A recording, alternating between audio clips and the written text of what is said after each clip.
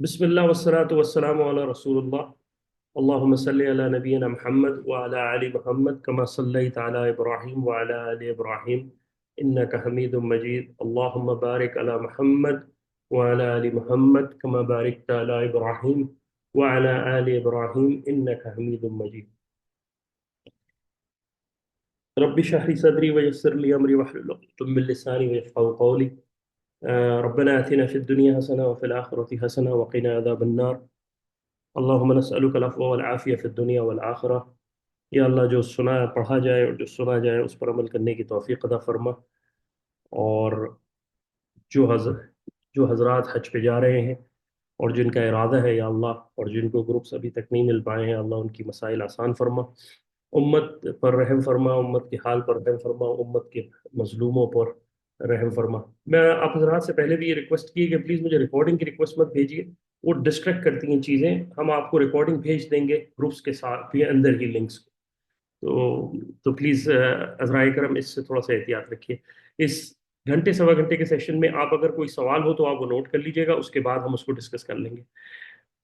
تو آپ حضرات اللہ تعالیٰ کے خوش نصیب لوگوں میں سے ایک ہیں جن کو اللہ سبحانہ و تعالیٰ یہ ہمت دے رہا ہے جو کہ آپ حج کرنے جا رہے ہیں. اور مومن پر حج زندگی میں بالغ مرد اور عورت پر، آزاد پر، جس کو اللہ تعالیٰ نے صحت عطا کی ہو، زندگی میں ایک دفعہ فرض ہوتا ہے. اور جب انسان اس حج کو جب یہ فرض ختم ہو جاتا ہے تو ایک بہت بڑی نعمت انسان کے پاس سے ایک بہت بڑا فرض مومن کا ادا ہو جاتا ہے. آج کے سیشن میں ہم کیا کیا ڈسکس کریں گے؟ ایونچولی آپ حضرات کے لیے بلیسنگز ہیں کہ آپ حجاج کرام ہیں. حجاج کرام کی دعائیں قبول ہونا کوئی تردد کی بات نہیں، کیونکہ آپ نے نیت کر لی ہے اور آپ حج کے سفر کی تیاری کر چکے ہیں. بہت سارے لوگ پیمنٹ کر چکے ہیں، اللہ قلیل کہ کوئی ایسا کوئی ایونٹ ہو جائے کسی کے ساتھ، لیکن میجورٹی آف یو پیپل جو کہ آپ سن رہے ہیں وہ حج کے اندر حج کریں گے بھی انشاءاللہ. اور حج کو اللہ تعالیٰ نے چاہا تو اللہ تعالیٰ آپ کا حج انشاءاللہ قبول کرے گا. اور اللہ تعالیٰ سے یہی انسان کو سعی اور کوشش کرنی چاہیے کہ اب وہ اعمال انسان کی زندگی سے نکلیں کہ جس سے انسان قبولیت کی طرف جائے. ہم ڈسکس کریں گے کچھ ایونٹس جو رسول اللہ صلی اللہ علیہ وسلم کے حج سے پہلے ہوئے، پھر رسول اللہ صلی اللہ علیہ وسلم کا حج کا سفر ڈسکس کریں گے، اور اس کے بعد کیا چیزیں ہمارے لیے حج کے سے پہلے ضروری ہیں اور کن چیزوں کو ہمیں حج کے درمیان ایوائڈ کرنا ہے، اور کچھ حجاج کو ٹپس دے دیں گے. آج کی سیشن میں کوئی رولنگز اور فقہی رولنگز کو ڈسکشن نہیں کیا جائے گا. یہ ہم آگے جا کے مفتی عمر صاحب کے ساتھ مزید اس کو ان ڈیٹیل کریں گے، تو اس میں پریشان ابھی ہونے کی ضرورت نہیں.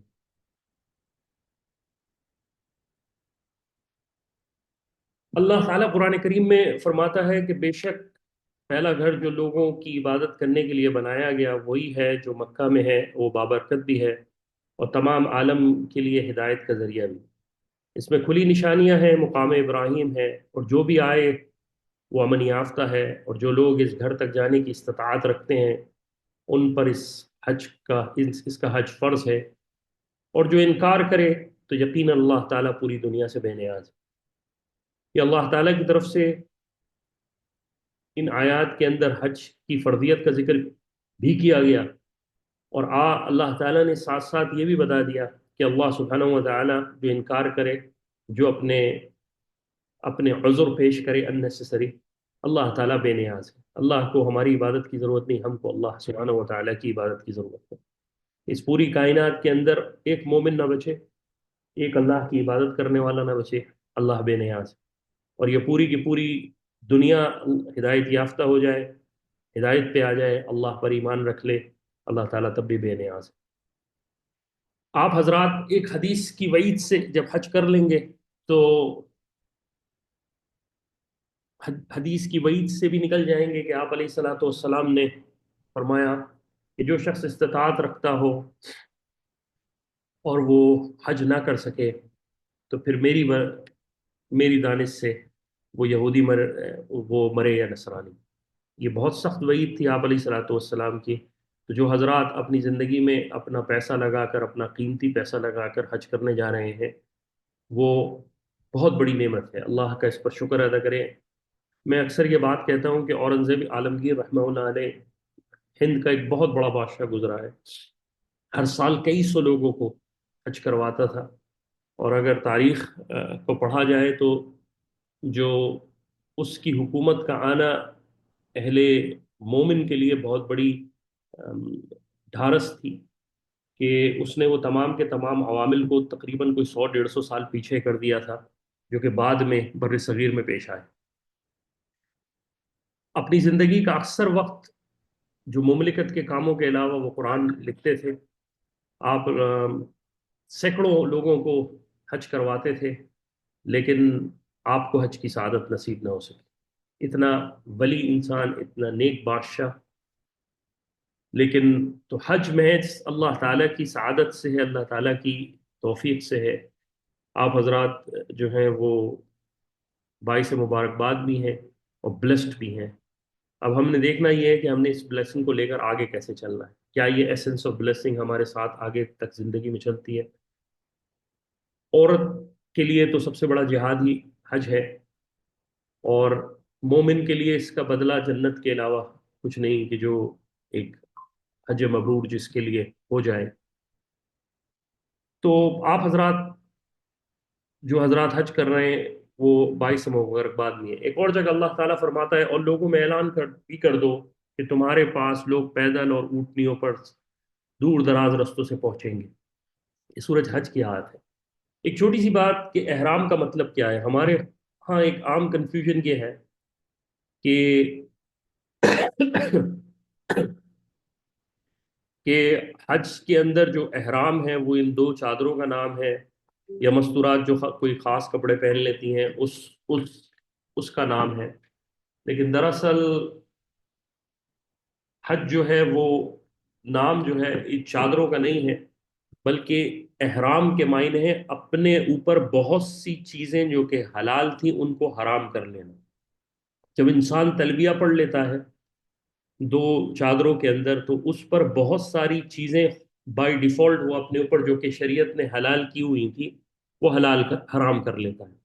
جیسے کہ سلا ہوا کپڑا پہننا مرد حضرات کے لیے، خوشبو کا لگانا، یہ عام حضرات عام عادات کے اندر خوشبو کا لگانا سنت عمل ہے، بہتر عمل ہے۔ بہتر لباس پہننا، بہترین طریقے سے نظر آنا، یہ مومن اللہ تعالیٰ چاہتا ہے، بلکہ اللہ تعالیٰ چاہتا ہے کہ تم جب مساجد میں آؤ تو اپنی زینت کے ساتھ آؤ، جو بہترین لباس کے ساتھ آؤ۔ آپ کے جسم کے کچھ حصے کے بال ہیں جن کو اللہ تعالیٰ حکم کی طرف سے مومن کو یہ کہا جاتا ہے کہ ان کو صاف کرے۔ آج جب آپ احرام پہن لیں گے تو اس کے بعد یہ چیز حرام ہو جائے گی۔ ناخون کا کاٹنا جو کہ عمومی طور پر ضرورت ہے شریعت کی، اور شریعت کی طرف سے اس پر تنبیہ بھی ہے، آپ پر حلال تھی وہ حرام ہو جائے گی۔ اسی طرح اپنی بیوی کے ساتھ انسان جو جائز تعلقات قائم کرتا ہے وہ اس احرام کے بعد الاؤ نہیں ہوتے، بلکہ جب شریعت کی مزید رولنگ پڑھیں گے اور جب ہم اس تمام سیشنز کے اندر ذکر کریں گے تو ہمیں پتہ چلے گا کہ کیا کیا چیزیں ہمیں کرنی چاہیے اور کن کن چیزوں سے بچنا چاہیے اس پورے سفر کے اندر۔ احرام انسان کو یاد کیا دلاتا ہے؟ احرام دراصل انسان کو یہ یاد دلاتا ہے کہ انسان نے اس دنیا کے اندر جو کچھ بڑا ہے وہ سب اب دو کپڑوں کے اندر ہے، چاہے اس دنیا کے اندر کائنات میں بادشاہ ہو، سرمایہ دار ہو یا فقیر ہو، آج وہ انہی دو چار چادروں کے اندر اپنے آپ کو لپیٹے ہوئے اللہ کے دربار میں جانے والا ہے۔ اور ایک وقت انسان کا اس دنیا میں آئے گا کہ وہ انہی دو تین چادروں کے اندر لپیٹ کر قبر کی منزلوں میں جائے گا، جہاں اس کو آگے جا کے اللہ کے بارگاہ میں پیش ہونا ہے۔ تو یہ سفر ہم کو یاد دلاتا ہے کہ آج اللہ تعالیٰ کی چاہت یہ ہے، اور تو ہم اپنے آپ کو اپنا کپڑا پہنا ہوا جو کہ بہت قیمتی تھے، جن کو ہم اتارنا نہیں چاہتے تھے، لیکن اللہ سبحانہ و تعالیٰ کے حکم پر اتار رہے ہیں۔ ایک وقت ایسا آئے گا کہ ہمارے اوپر سے وہ جسم کے کپڑے اتار کر ہم پہ وہ تین بغیر سلے ہوئے پہنا دیا جائے گا، اور پھر ہمیں اللہ کے حوالے کر دیا جائے گا۔ حج کی لذت وہی بتا سکتے ہیں جو کہ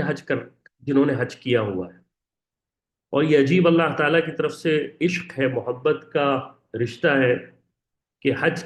کے بارے میں جو تعلق اور محبت ہے وہ اس کا اندازہ آپ کو وہیں جا کے ہوگا. جو حضرات حج کر چکے ہیں یا جو حضرات پہلے ایک ان کو پہلے یہ سعادت نصیب ہو چکی ہے، وہ یہ بتائیں گے کہ حج جو ہے وہ کتنی بڑی نعمت ہے، اور کیا اس پورے سفر کے اندر انسان لطف اندوز ہوتا ہے اور اس کی یادیں اس کی پوری زندگی کے اندر اس کے ساتھ رہتی ہیں. اور جب انسان واپس پلٹتا ہے حج مقبول، حج مبرور سے، تو ایسا ہی ہوتا ہے جیسے آج اپنے ماں کے پیٹ سے بالکل بغیر کسی گناہ سے دھلا ہوا واپس اپنے سفر پہ اپنی واپس دنیا میں پہنچتا ہے. تو آپ حضرات بھی انشاءاللہ اس پلیجر کو نوٹ کریں گے اور اس کا اندازہ آپ کو ہوگا. ایک عجیب بات حج سے پہلے ایک اور بات یہ کہ حضرت مبارک عبداللہ بن مبارک رحمہ اللہ علیہ ایک بہت بڑے محدث بھی ہیں، فقہا بھی ہیں، عمومی طور پر حج پر جاتے تھے. ایک دفعہ اپنے سفر پر قافلے پر ساتھ جا رہے تھے، ایک بستی پر رکے، قافلہ رکا تو وہاں دیکھا ایک کوڑے کا ڈھیر ہے، اور ایک بچی باہر سے نکل کے آئی اور اس کوڑے کے ڈھیر میں ایک مردار مرغی پڑی ہوئی تھی، اور اس مردار مرغی کو اٹھایا اور جلدی سے اپنے گھر میں چلی گئی. حضرت عبداللہ بن مبارک رحمہ اللہ علیہ کو تجسس ہوا کہ یہ بچی ایک مردار جانور کو لے جا کے کیا کر رہی ہے اس بستی کے اندر. آپ نے ایک آدمی کو بھیجا اور کہا کہ جاؤ جا کے ذرا خبر لو. جب اس کی خبر لی گئی تو پتہ چلا کہ کئی عرصے سے فاقہ ہے اور ان کے پاس اس کے علاوہ کوئی رستہ نہیں ہے اپنی جان بچانے کے لیے کہ وہ مردار چیز کھا لے. عبداللہ بن مبارک رحمہ اللہ علیہ کے دل پر اتنا بڑا اثر ہوا، عالم بھی تھے، محدث بھی تھے، فقی بھی تھے.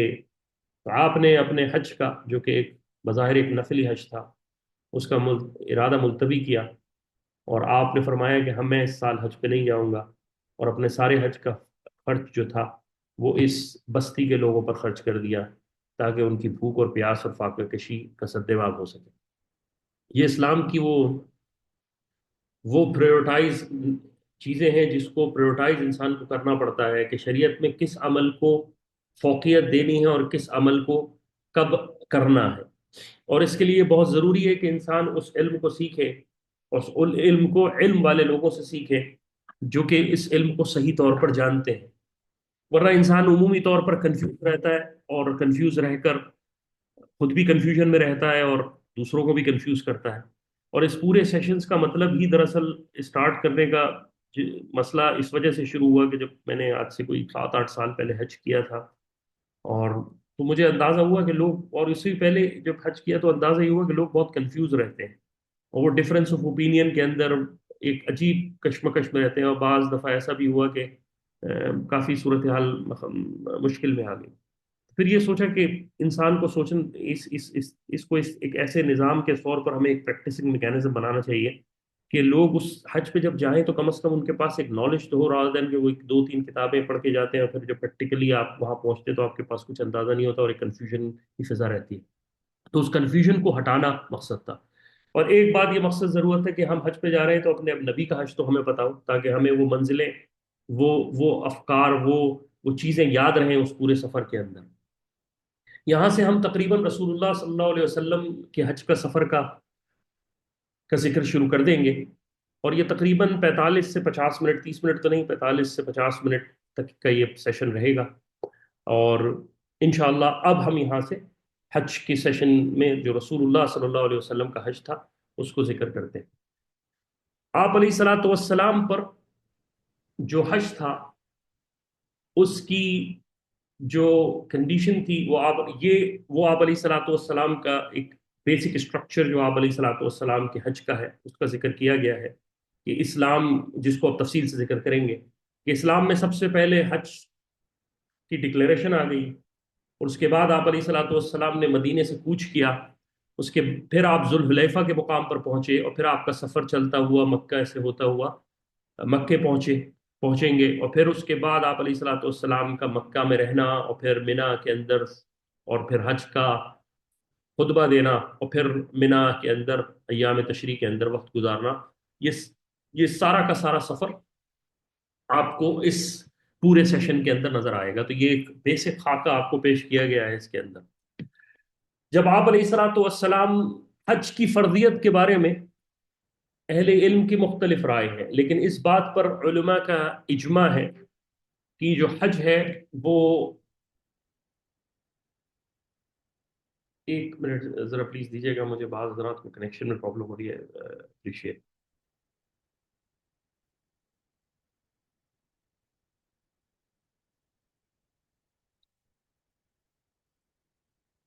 سو آپ علیہ الصلوۃ والسلام کے جو م، کہ حج کا فرض ہوا، اس بارے میں اہل علم کا ڈفرنس آف اوپینین ہے، اور روایات بہت ساری ہیں، لیکن اس پر کم و بیش اتفاق ہے کہ یہ سب کچھ 6 ہجری کے اندر ہوا، 6 ہجری کے بعد ہوا. یعنی بعض اہل علم کی رائے ہے کہ 6 ہجری میں ہوا، بعض کہتے ہیں کہ 9 کے اندر ہوا،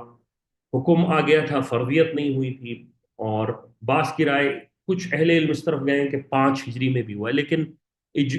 میجورٹی آف اہل علم کا اس بات پر اتفاق ہے کہ جو کچھ بھی ہوا ہے وہ 6 ہجری کے بعد ہوا ہے. جو یہ کہتے ہیں کہ جو حضرات جو اہل علم کہتے ہیں کہ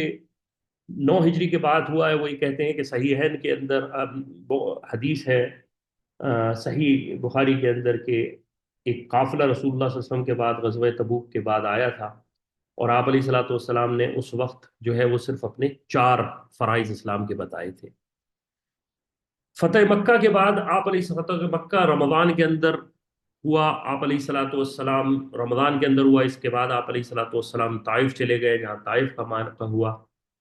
اور بنیادی طور پر جو پرانے طریقہ کار تھا اس کو چھیڑا نہیں گیا. یعنی جس طرح جو جو اہل مکہ تھے، جن میں سے اسلام نہ قبول کرنے والے بھی تھے، اور دوسرے کفار جو کہ دوسرے آس پاس کے تھے، وہ بھی آتے تھے.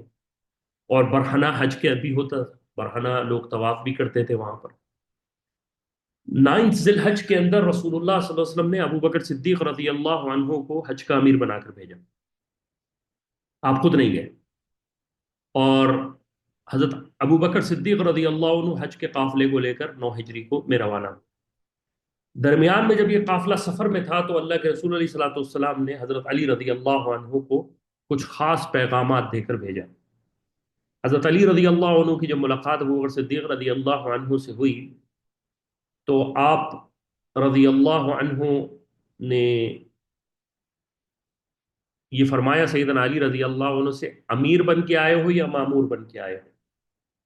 یعنی اگر اللہ کے رسول علیہ الصلوۃ والسلام کی طرف سے یہ حکم ہے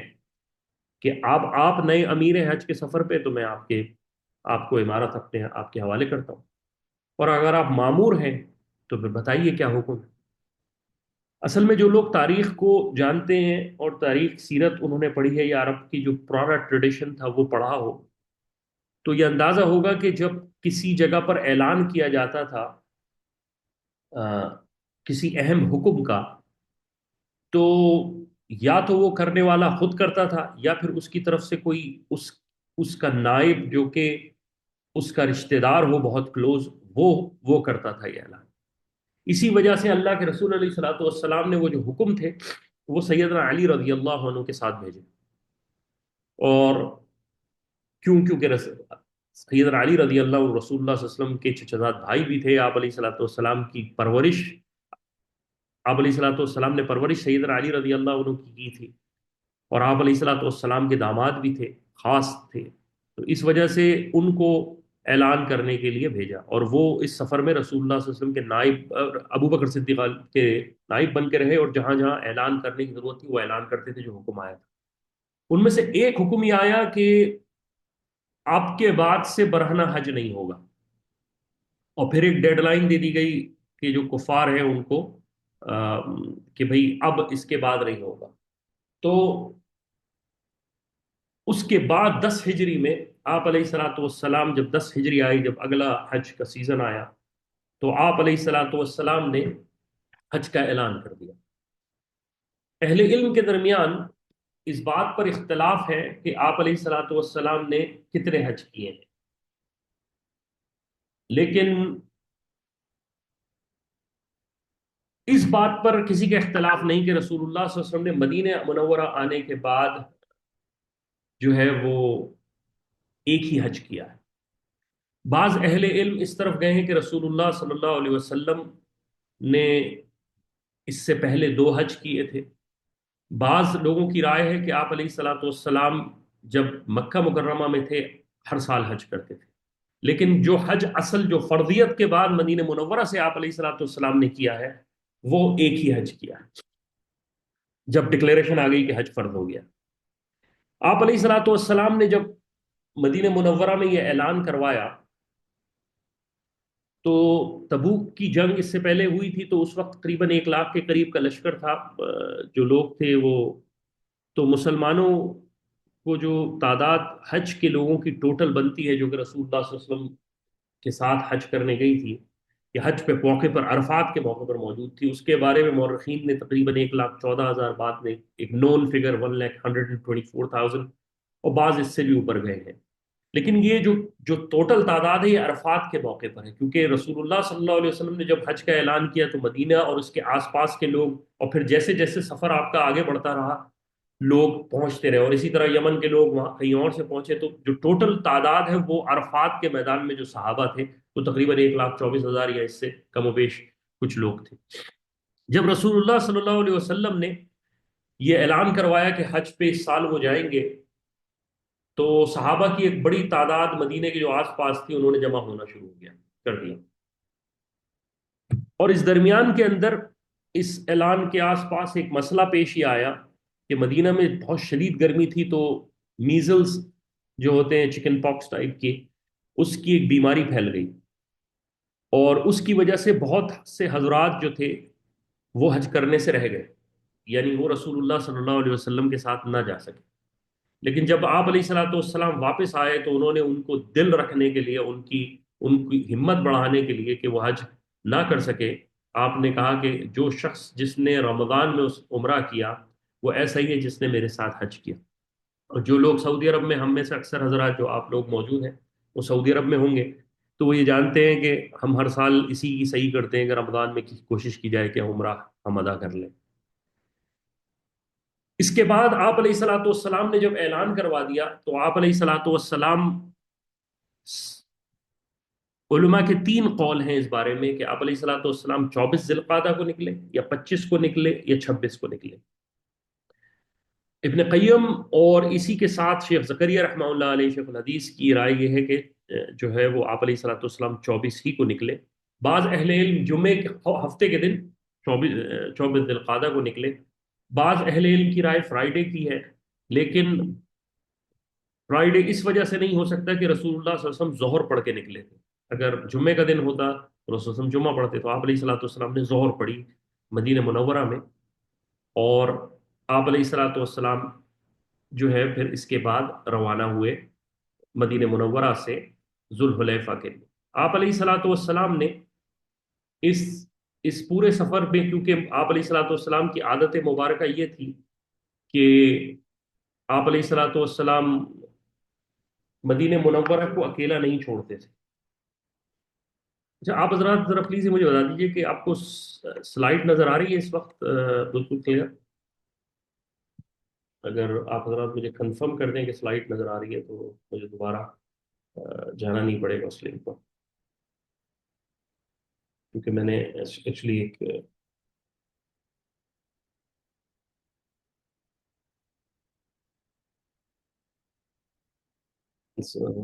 پلیز کنفرم کر دیجیے گا آپ ظاہر ہے۔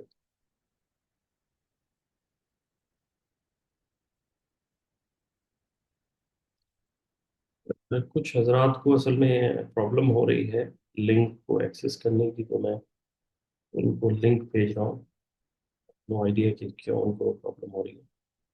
لیکن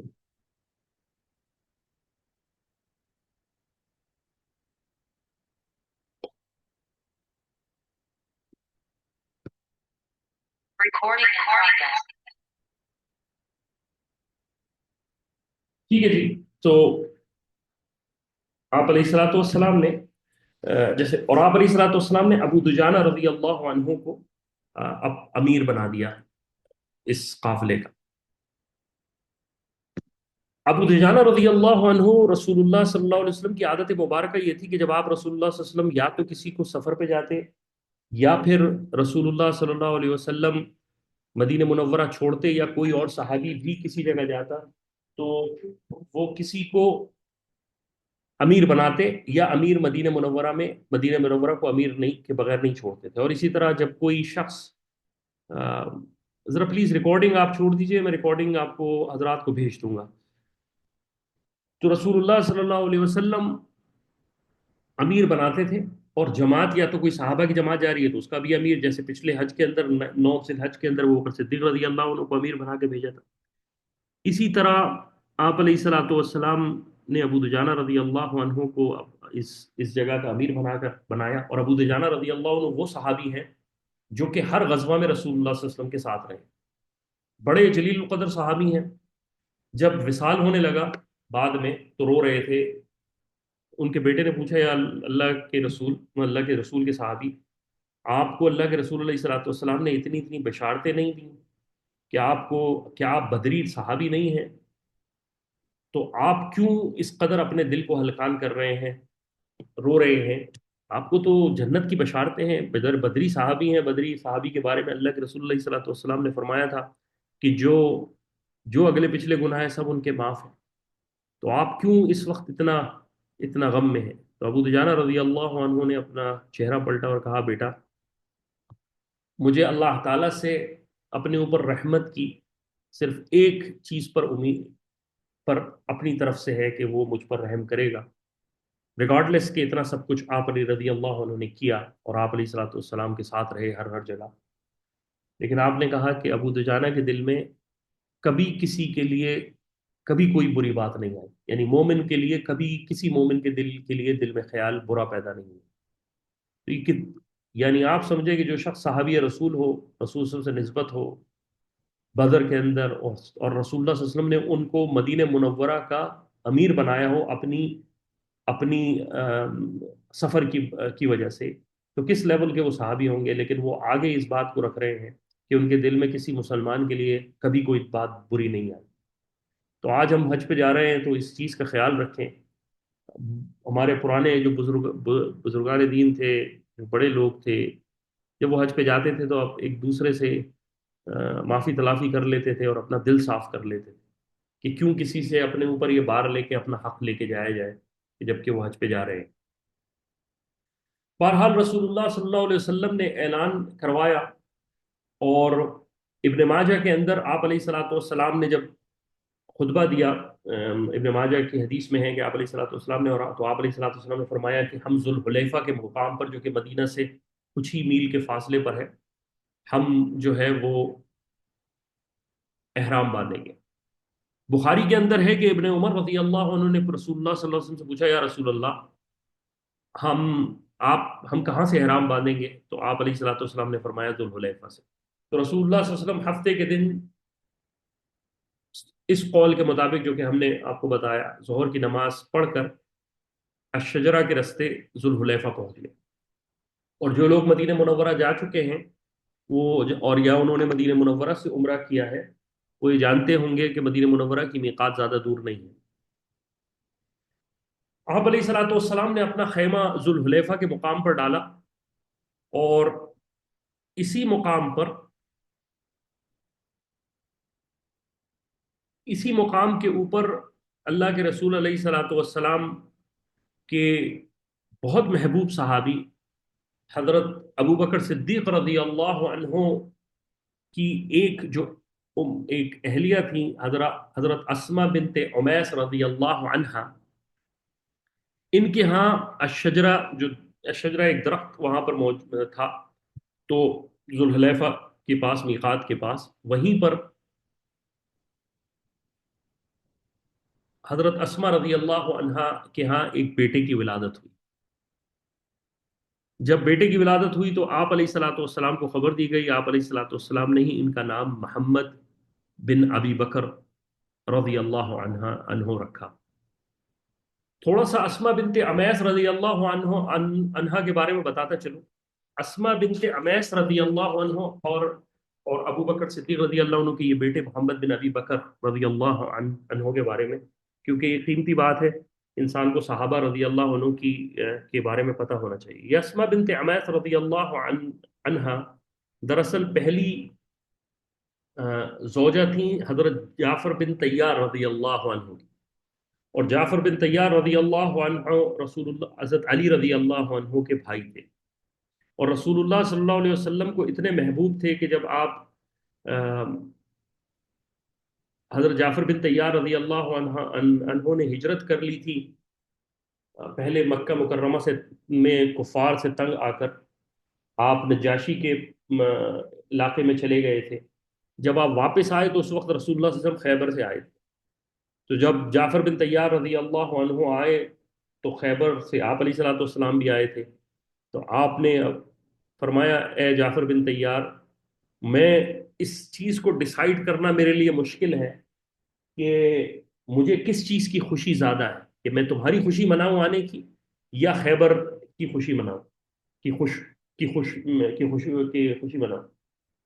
تو اتنی محبت رسول اللہ صلی اللہ علیہ وسلم کو حضرت جعفر بن طیار رضی اللہ عنہ سے، جب آپ جعفر بن طیار ایک ایک حرب کے اندر، ایک جنگ کے اندر ایک شہید ہو گئے، تو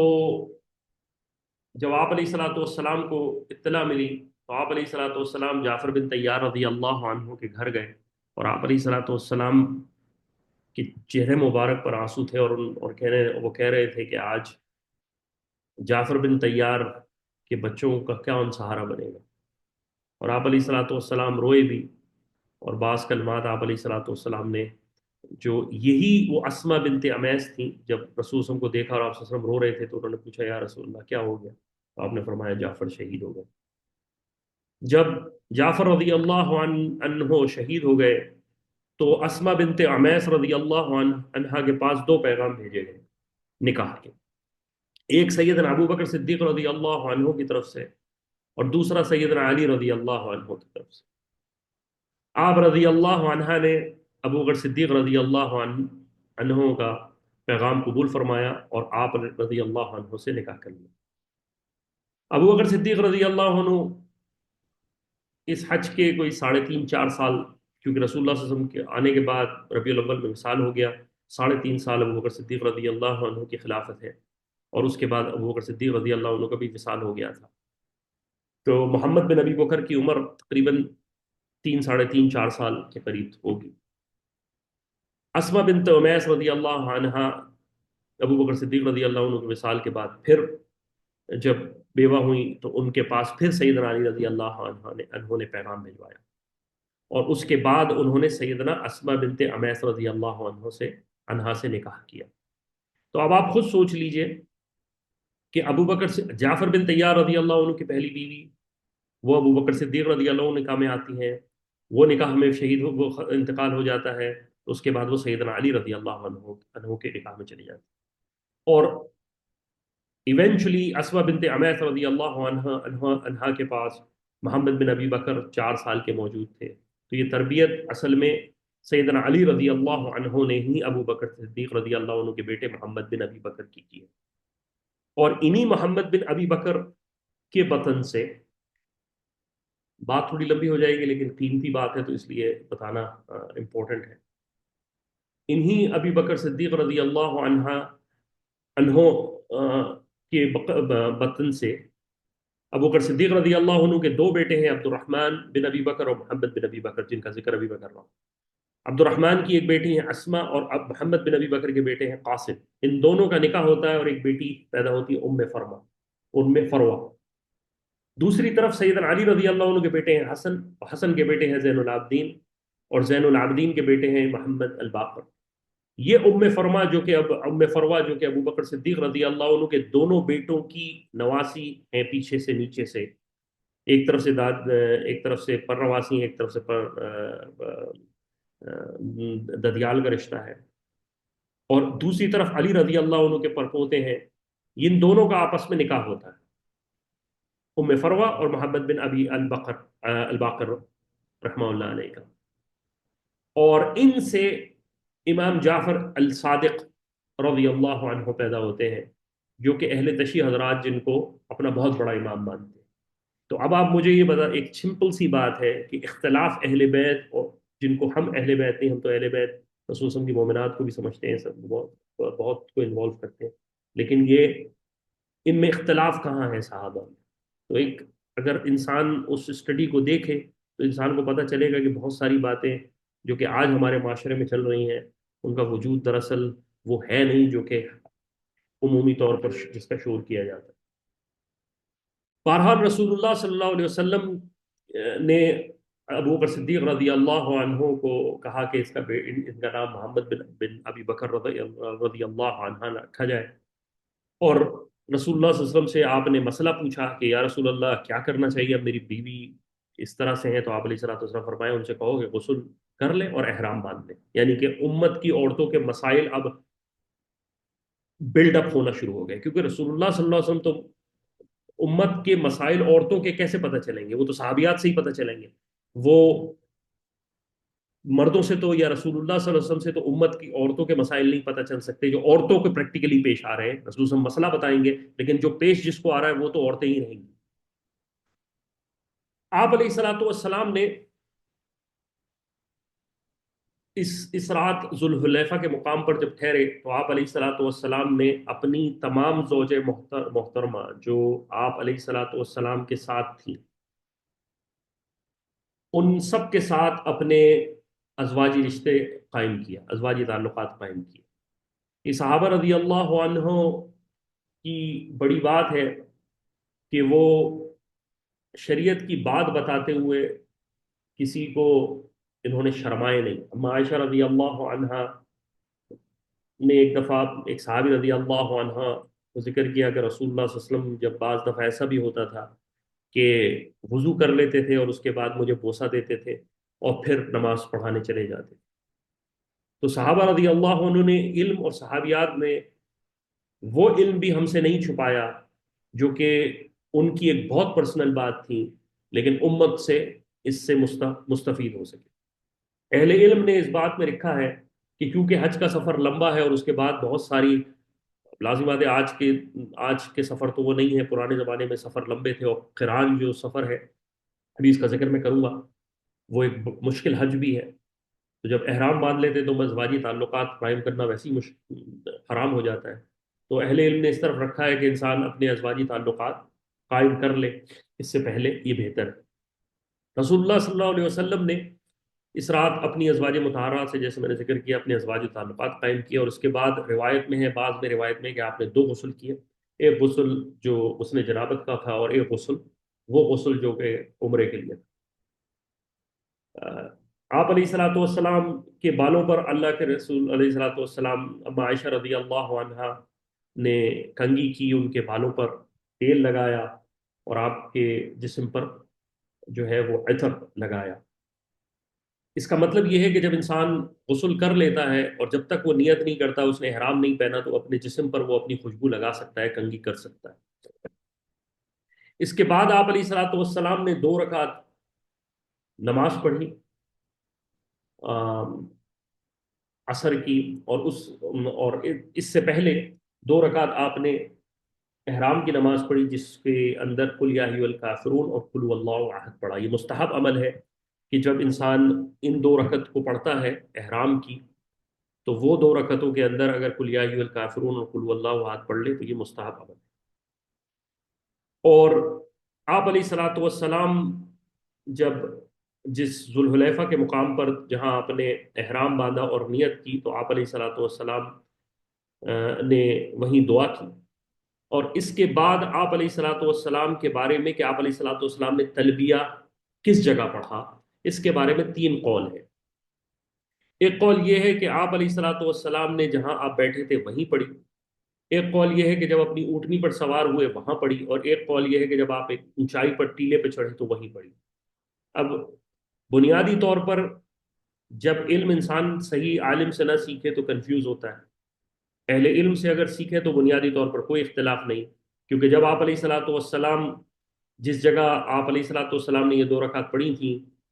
وہاں سے جب آپ نے تلبیہ پڑھا لبیک اللہم لبیک، تو کچھ لوگ تھے انہوں نے سنا، انہوں نے روایت کر دیا۔ جب آپ علیہ الصلوۃ والسلام اونٹنی پر بیٹھے آپ نے تلبیہ پڑھا تو اور مزید لوگوں نے سنا، تو انہوں نے وہاں سے روایت کر لیا کیونکہ پیچھے لوگوں نے نہیں سنا تھا۔ اور جب آپ علیہ الصلوۃ والسلام پہاڑی پر چڑھے، جب ایک وادی کی طرف پہنچے تو اونچائی پر، تو اور لوگوں نے سنا تو انہوں نے روایت کر دیا۔ تو اب ان تینوں روایت کے اندر کوئی اختلاف نہیں ہے۔ اسی درمیان میں جب آپ علیہ الصلوۃ والسلام وادی عقیق، جو کہ اسی یہی آس پاس کا علاقہ ہے، یہاں جب پہنچے ہیں مطلب آپ علیہ الصلوۃ والسلام، تو آپ علیہ الصلوۃ والسلام یہ پورا وہی علاقہ ہے میقات کا، تو آپ علیہ الصلوۃ والسلام نے اعلان کیا کہ ہم تلبیہ جو ہے وہ اونچا پڑھیں، کیونکہ ایک فرشتہ آیا اور آپ علیہ الصلوۃ والسلام کو کہا کہ اپنے امتیوں سے کہیں، اپنے صحابہ سے کہیں کہ وہ تلبیہ زور سے پڑھیں۔ اور یہ دیکھا گیا ہے پچھلے حج کے اندر بھی کہ ہم حجاج حضرات تلبیہ پڑھنے میں بہت کنجوسی سے کام کرتے ہیں۔ یہ تلبیہ حج کا نغمہ ہے، یہ حج کا ترانہ ہے، اور اس کو ہر وقت پڑھنا ہے حج کے اندر ٹل دا ٹائم، جب ابھی اس کا ذکر آئے گا کہ کب لبیک چھوڑ دینی ہے۔ تو رسول اللہ صلی اللہ علیہ وسلم نے وہاں اعلان کیا۔ رسول اللہ صلی اللہ علیہ وسلم نے یہاں پر صحابہ کو اجازت دی کہ وہ کوئی سا بھی حج کر لیں، کہ وہ قران کرنا چاہیں قران کر لیں، تمتع کرنا چاہیں تمتع کر لیں، افراد کرنا چاہیں افراد کر لیں۔ اہل علم کے درمیان اس میں اختلاف، بڑے علماء کے درمیان اس میں اختلاف رہا ہے کہ رسول اللہ صلی اللہ علیہ وسلم نے کون سا حج کیا ہے، لیکن میجورٹی جو عام یہی کہا جاتا ہے کہ رسول اللہ صلی اللہ علیہ وسلم قارن تھے۔ اسی لیے ابو حنیفہ رحمہ اللہ علیہ کے نزدیک قران افضل حج ہے، کیونکہ قران مشکل حج ہے، اس میں حج اور عمرے کا احرام ایک ہی دفعہ بن جاتا ہے۔ جن حضرات نے کہا تمتع افضل ہے، وہ اس طرف گئے کہ رسول اللہ صلی اللہ علیہ وسلم کی حدیث میں آپ علیہ الصلوۃ والسلام نے فرمایا کہ میں اگلے سال جب حج کروں گا تو تمتع کروں گا، تو وہ اس طرف چلے گئے۔ جو حضرات افراد کی طرف گئے وہ یہ کہتے ہیں کہ وہ اس طرف ان کی طرف ہے کہ رسول اللہ صلی اللہ علیہ وسلم شاید مفرد تھے۔ تو لیکن بنیادی طور پر افضل حج جو اہل علم، یہ تو اہل علم کی طرف سے، رسول اللہ صلی اللہ علیہ وسلم نے تو ایسا کوئی ڈیفینیشن نہیں دی، لیکن اصل حج ایک عالم نے بڑی اچھی بات کی کہ اصل حج تو افضل وہی ہے کہ جو انسان اللہ تعالیٰ سے قبول کروا لے، کیونکہ رسول اللہ صلی اللہ علیہ وسلم کے بہترین فالوورز صحابہ تھے، اور وہ سارے کے سارے تینوں حج کے ساتھ موجود تھے، یعنی کہ وہ حج وہ قارن بھی تھے، وہ انہوں نے تمتع بھی کیا ہوا تھا، اور وہ افراد کے ساتھ مفرد بھی تھے۔ ایک یہاں پر ذہن میں رکھیں کہ جو لوگ جدہ میں رہنے والے ہیں اور وہ حج کی نیت کر رہے ہیں، یہ مسئلہ بعد میں آئے گا، وہ حج افراد ہی کریں گے، اور باقی جو حضرات میقات سے باہر رہتے ہیں وہ کوئی سا بھی حج کر سکتے ہیں۔ اس کی ڈیٹیل اگلے سیشنز میں آئے گی، تو اس بارے میں ابھی پریشان مت ہوئیے گا۔ آپ علیہ الصلوۃ والسلام نے قران کا احرام باندھا، اور یعنی کہ آپ نے عمرے اور حج کا احرام باندھ لیا، اور آپ علیہ الصلوۃ والسلام نے حکم دیا ایک صحابی رضی اللہ عنہ کو کہ جو ان کے قربانی کے جانور ہیں، اور جو قربانی کے اور دوسرے حضرات بھی جانور لے کے آئے تھے، ان کو جوتوں کا ہار پہنا دیا جائے۔ یہ جوتوں کا ہار پہنانا عرب کا وہاں کا کلچر تھا، تاکہ جانور کے اوپر جب جوتوں کا ہار ہو تو یہ نظر ہوتی ہے کہ اب یہ جانور قربانی کا جانور ہے حج کا، تو یہ نہ ہو کہ کہیں یہ بچھڑے تو کوئی اس کو ذبح کر دے یا کوئی اس پہ قبضہ کر لے۔ تو تو آپ علیہ الصلوۃ والسلام نے ان جانوروں کو حکم دیا کہ جانوروں پر جوتوں کا ہار ڈال دیا جائے، اور حضرت نجلہ اسلمی رضی اللہ عنہ کو آپ علیہ الصلوۃ والسلام نے جانوروں کا گارڈین مکمل کہ وہ ان کو حفاظت کرنے والا مقرر کر دیا۔ اسی درمیان میں جب صحابہ رضی اللہ عنہ وادی بیضا پر پہنچے ہیں، تو جبریل علیہ الصلوۃ والسلام آئے اور انہوں نے کہا کہ اللہ کے رسول اپنی قوم سے، اپنی امت سے کہیں کہ اونچی آواز میں تلبیہ پڑھیں۔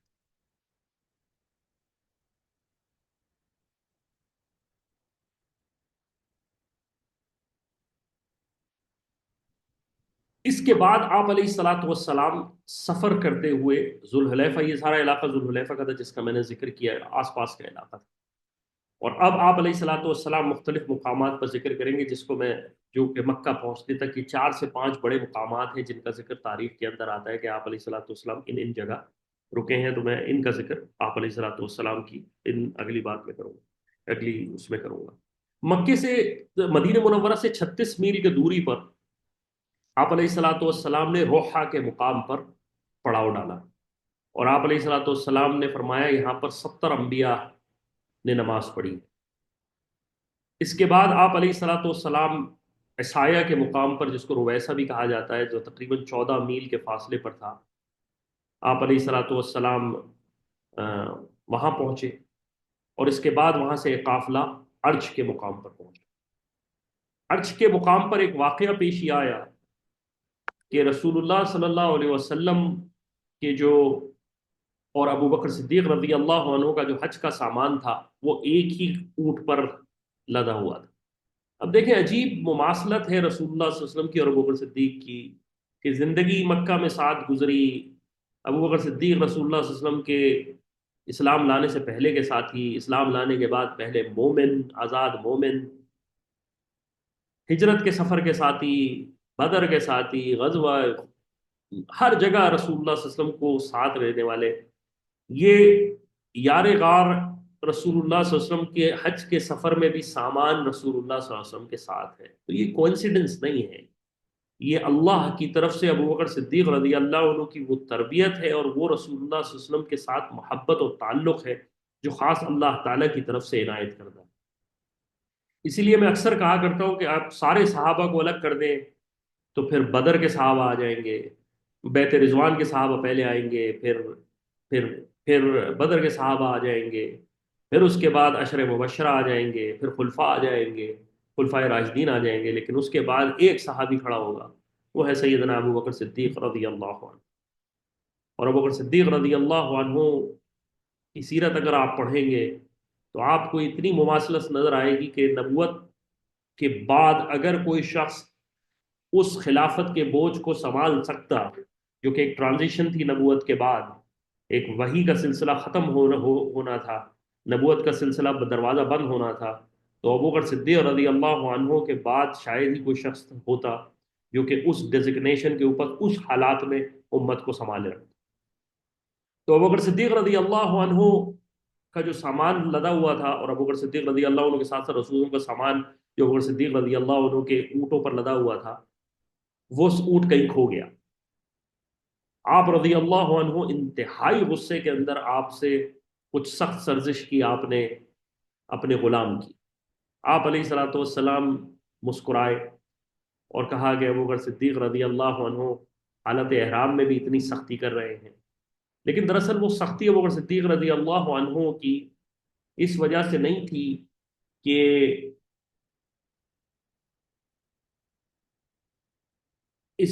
تھی کہ وہ رسول اللہ صلی اللہ اپنا سامان کھویا تھا، وہ دراصل رسول اللہ صلی اللہ علیہ وسلم کی تکلیف سے پریشان تھے۔ یہاں پر حضرت فضالہ اسلمی رضی اللہ عنہ رسول اللہ صلی اللہ علیہ وسلم کے پاس آئے اور آپ علیہ الصلوۃ والسلام کو حلوہ پیش کیا۔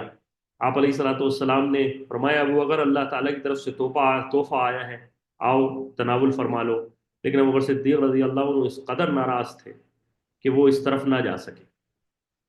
اسی درمیان میں حضرت سعد رضی اللہ عنہ اور ابو قیس رضی اللہ عنہ آئے، فرمایا یا رسول اللہ ہمارے پاس کچھ سامان ہے، اور اگر آپ چاہیں تو ہم آپ کو اپنا سامان دے دیتے ہیں، لیکن اللہ کے رسول صلی اللہ علیہ وسلم نے فرمایا اے سعد اور ابو قیس اللہ تمہیں جزائے خیر دے، ہمارا سامان اور اونٹ مل گیا ہے۔ اور دراصل ایک بات آپ اس پورے سفر میں دیکھیں گے کہ رسول اللہ صلی اللہ علیہ وسلم نے اس پورے سفر کے اندر اپنا مال خرچ کیا ہے، اور اپنے آپ نے کوشش آپ کی یہی تھی کہ اس میں میرا مال لگے اور میری طرف سے، اور آپ اس پورے سفر میں دیکھیں گے رسول اللہ صلی اللہ علیہ وسلم کی خصوصاً قربانی کے اندر کہ رسول اللہ صلی اللہ علیہ وسلم نے کس طرح سے جو ہے وہ سلوٹرنگ کی۔ تو آپ علیہ الصلوۃ والسلام نے اس پورے سفر میں کوشش آپ علیہ الصلوۃ والسلام کی یہی تھی کہ میں اپنا مال استعمال کروں، اپنی چیز استعمال کروں، اپنا خرچ کروں۔ یہاں سے یہ قافلہ نکلتا ہوا ابوا کے مقام پر پہنچا، اور یہی وہ مقام ہے جہاں پر رسول اللہ صلی اللہ علیہ وسلم کی والدہ ماجدہ آمنہ بنت وہب مدفون ہے۔ روایت میں آتا ہے کہ اللہ کے رسول علیہ الصلوۃ والسلام نے یہاں خیمہ مطلب یہاں پر پڑاؤ ڈالا گیا۔ آپ علیہ الصلوۃ والسلام نے اپنے رب سے اجازت چاہی اللہ کے رسول علیہ الصلوۃ والسلام کی والدہ محترمہ کی قبر پہ جانے کی، اور آپ علیہ الصلوۃ والسلام کو اجازت دے دی۔ جب آپ علیہ الصلوۃ والسلام وہاں پہنچے ہیں تو آپ علیہ الصلوۃ والسلام نے کچھ دیر وہاں گزاری ہے، اور آج یہ وہ وقت تھا کہ آج سے کئی سال پہلے، جو تقریباً کم و بیش 55 54 56 سال کا عرصہ بنتا ہے، ایک بچہ جس کو اللہ تعالیٰ نے جس کے والد کو پہلے لے لیا ہو، اور وہ اکیلا مدینہ منورہ سے مکہ مکرمہ اپنی والدہ محترمہ اور ایک غلام، ایک جاریہ کے ساتھ، ایک عورت جو ساتھ تھی ان کے ساتھ آ رہے ہوں، اس ماں کا سہارا بھی اللہ تعالیٰ کے رسول علیہ الصلوۃ والسلام سے اللہ تعالیٰ نے لے لیا۔ اور آج وہ وقت ہے کہ رسول اللہ صلی اللہ علیہ وسلم مدینہ منورہ میں پوری دنیا کے،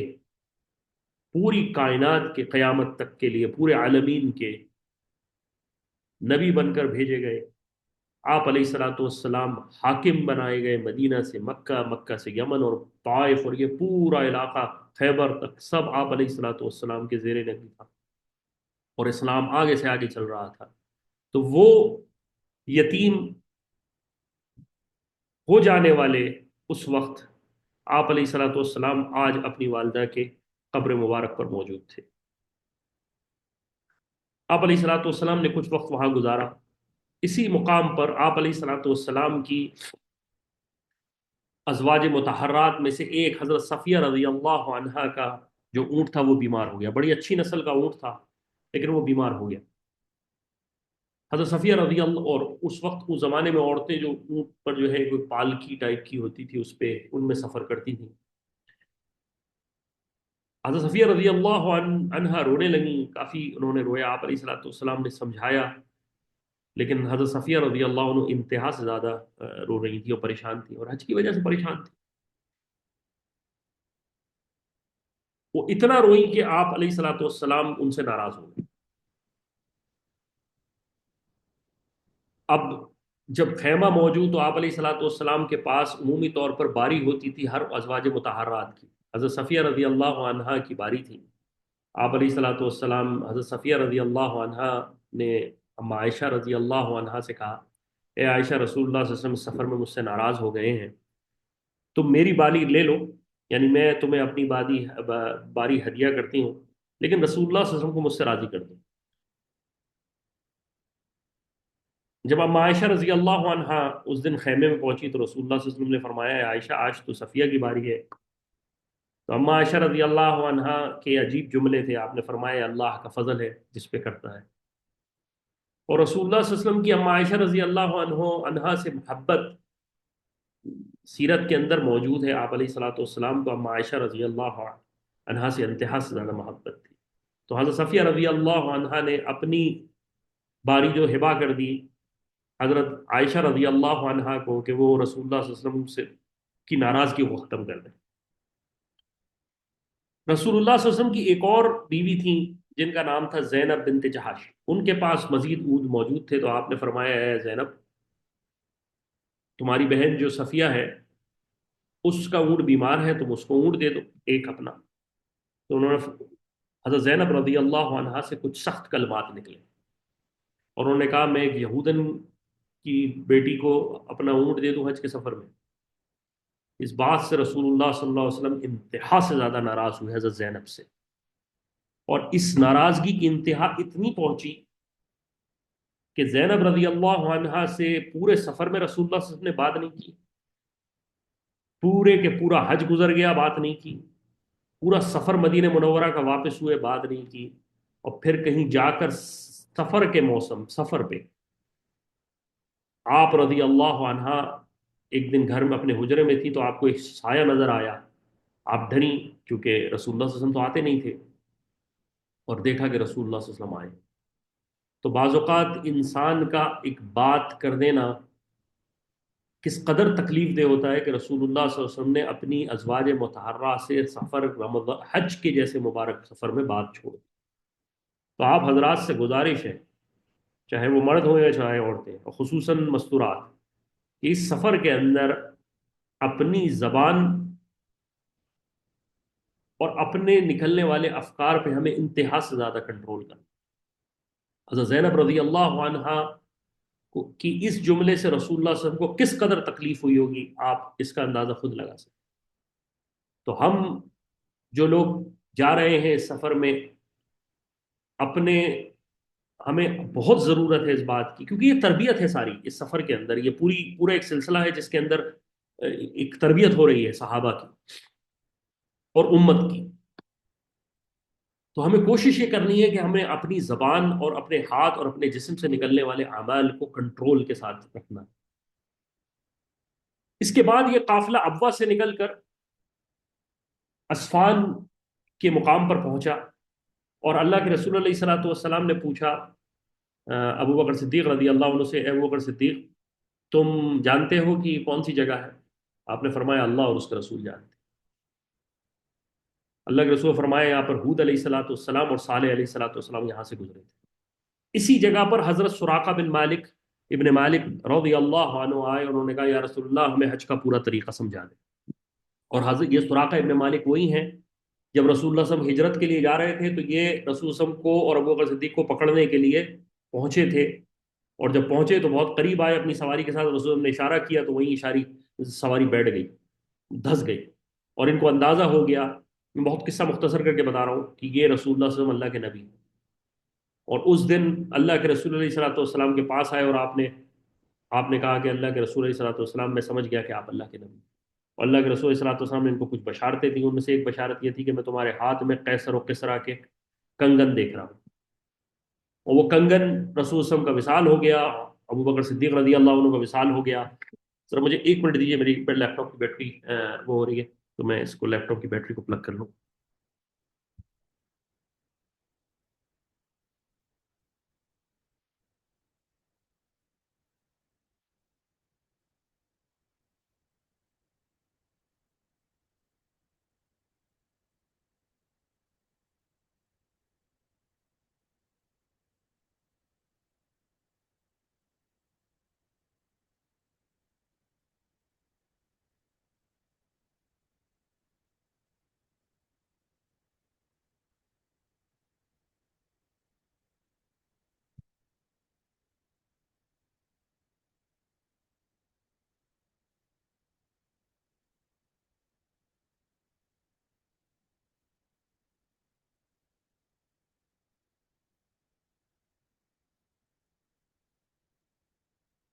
اور آپ علیہ الصلوۃ والسلام نے ان کو جو خوشخبری دی تھی وہ حضرت عمر کے دور میں کہیں جا کے پوری. تو ایک شخص جو اپنا گھر پار سب ہجرت کر کے چھوڑ کے جا رہا ہے اور وہ بشارت دے رہا تھا، تو یہ نبی کے علاوہ کون ہو سکتا ہے؟ اس کے بعد آپ علیہ الصلوۃ والسلام صرف کے مقام پر پہنچے. یہ صرف کا مقام مکے سے 6 میل دور تھا، اور یہ وہ جگہ ہے جہاں پر رسول اللہ صلی اللہ علیہ وسلم نے اپنی اس سے پہلے، یہ وہ مقام ہے جہاں پر حضرت میمونہ رضی اللہ عنہا سے آپ کا نکاح ہوا، اور یہیں پر حضرت میمونہ رضی اللہ عنہا کی قبر ہے. مسجد عائشہ سے تھوڑا سا آگے اور چلے جائیں تو آپ کو یہ جگہ مل جاتی. اسی مقام پر اما عائشہ رضی اللہ عنہا کے ساتھ فیمینائن ایشو پیش آ گئے. آپ رضی اللہ عنہا کو پیریڈ شروع ہو گئے، اور آپ علیہ اور آپ کو یہ ڈر پیدا ہو گیا کہ کہیں آپ کا حج انویلڈ نہ ہو جائے. اللہ کے رسول علیہ الصلوۃ والسلام نے اما عائشہ رضی اللہ عنہا کو دلاسا دکھایا اور دلایا اور کہا کہ اے عائشہ یہ اللہ کی طرف سے ہے، اس لیے اس میں آپ پریشان نہ ہوں، اور اپنے حج اپنے احرام سے کنٹینیو رکھیں. اس کی ایکسپلینیشن بعد میں آئے گی کہ اللہ کے اما عائشہ رضی اللہ عنہا نے عمرہ قضا کیا تھا بعد میں، کیونکہ جس کی ایکسپلینیشن اینڈ میں آ جائے گی. اب یہاں سے امت کی مستورات کے سارے جو مسائل جو ان کو فیمینائن ایشوز پیش آتے ہیں، وہ سارے کے سارے مسائل علماء نے یہاں سے لکھنا شروع کر دیے، کیونکہ بہت ساری ایسی مستورات رہیں گی جن کے ساتھ یہ مسائل پیش آئیں گے. ان کو کس طرح سے احرام باندھنا ہے، وہ کس طرح سے احرام میں جائیں گی، وہ نیت کب کریں گی، وہ نیت کب نہیں کریں گے، ان کے حج تو کوئی پریشانی نہیں ہوگی، کیا وہ افراد کر لینا چاہیے، کیا ان کو تمتع کر لینا چاہیے. یہ سارے کے سارے مسائل اسی سفر سے کنکلوڈ ہو رہے ہیں، اہل علم نے نکالے. اور یہ اہل علم کو اللہ جزائے خیر دے. علماء کی عزت کرنا نیک لوگوں کا کام، یہ یاد رکھیے ایک شیوا ہے کہ اہل علم سے تعلق اور اہل علم سے محبت، چاہے وہ کسی اسکول آف تھاٹ سے ہوں، میں اس سے ریگارڈلیس بات کر رہا ہوں، لیکن اہل علم سے تعلق رکھنا یہ بہت امت کے لیے ضروری ہے، اور اہل علم سے دوری ایک بہت پریشان کن انسان کو مسائل میں دھکیل سکتی ہے۔ بہرحال اسی مقام پر اللہ کے رسول علیہ الصلوۃ والسلام نے اعلان کروایا کہ جو لوگ اپنے قربانی کے جانور ساتھ نہیں لے کے آئے، وہ یہاں وہ جب عمرہ کر لے تو اپنا احرام کھول دے، یعنی وہ تمتع کریں گے بظاہر۔ حضرت حارث رضی اللہ عنہ، نسائی کے اندر ہے کہ اللہ کے رسول علیہ الصلوۃ والسلام کے پاس آیا اور فرمایا یا رسول اللہ، کیا یہ خاص رولنگ ہے؟ آپ نے فرمایا ہاں، یہ اگر آپ جانور ساتھ نہیں لے کے آئے ہو تو آپ احرام جو ہے وہ عمرہ یعنی تمتع کرو آپ۔ اسی وجہ سے بعض اہل علم اس رائے کی طرف گئے ہیں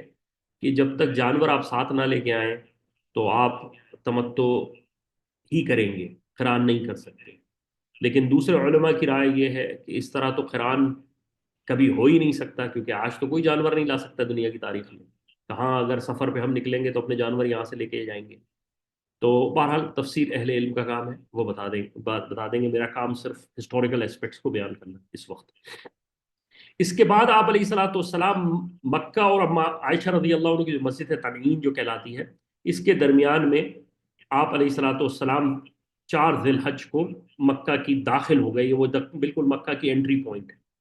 اب آپ سوچئے کہ رسول اللہ صلی اللہ علیہ وسلم قران ہے، آپ علیہ الصلوۃ والسلام نے تاریخ میں 24 ذی القعدہ کو حج باندھا تھا، احرام باندھا تھا، اور 4 ذی الحج آج ہو گئی ہے، یعنی 24 25 26 27 28 29 کا مہینہ تھا اس زمانے میں جب رسول اللہ صلی اللہ علیہ وسلم نے حج کیا ہے، اس کے بعد 1 2 3 4 اور پھر تقریباً 6 دن 5 6 دن اور، تو تقریباً رسول اللہ صلی اللہ علیہ وسلم کا جو احرام کی کنڈیشن تھی وہ 16 دن رہی ہے۔ میرا اس سیشن کو بتانے کا مقصد ہی یہی ہے کہ رسول اللہ صلی اللہ علیہ وسلم اور ان کے صحابہ نے 16 دن احرام کی کنڈیشن میں رہے ہیں، اور ہم حضرات 2 سے 3 دن کی کنڈیشن کے اندر ہمارا حال یہ ہو جاتا ہے کہ ہمارا بس نہیں چلے، ہم احرام اٹھا کے فجر کے اٹھا کے پہلے پھینک دیں کہ بس کسی طرح سے جان چھوڑائیں، قربانی ہو نہ ہو، چیزیں ہو نہ ہو، مسائل ہم نے پتہ ہو نہ ہو، بس ہم اتنے پریشان ہو جاتے ہیں حج کے بعد کہ بس ہمارا بس نہیں چلتا کہ دوسرے کو دیکھ کے ہم بھی وہ فلاں جگہ ہاں ہو گیا ہوگا، بس ہم بھی احرام اتار دیں۔ رسول اللہ صلی اللہ علیہ وسلم کوئی 14 16 دن احرام پہنے ہوئے ہیں، قران کا احرام، قران بڑا حج ہے، اس میں ابو حنیفہ رحمہ اللہ علیہ کے نزدیک پینلٹی بھی پڑتی ہے تو ڈبل پڑتی ہے، کیونکہ حج اور عمرہ دونوں کا احرام پہنا ہوتا ہے۔ تو رسول اللہ صلی اللہ علیہ وسلم جو ضد کے مقام پر پہنچے، یہاں پر آپ نے نماز پڑھی اور غسل کیا، اور اس کے بعد آپ نے فرمایا میں اپنی آنکھوں سے اس جگہ دیکھ رہا ہوں رسول حضرت موسیٰ علیہ الصلوۃ والسلام کو حج کرتے ہوئے، یعنی یہ وادی ارزق کا مقام تھا، اس علاقے کو وادی ارزق کی جگہ میں آپ علیہ الصلوۃ والسلام فرمایا میں وادی ارزق سے حضرت موسیٰ کو دیکھ رہا ہوں کہ حج کرتے ہوئے، یعنی اللہ کے رسول علیہ الصلوۃ والسلام کو معجزہ ہو کر دکھایا گیا۔ اس کے بعد آپ علیہ الصلوۃ والسلام، جس طرح میں نے کہا، 4 ذی الحج کو دن کے وقت میں آپ مکہ میں داخل ہو گئے، اور یہ جو پچھلا مہینہ تھا وہ 29 دن کا۔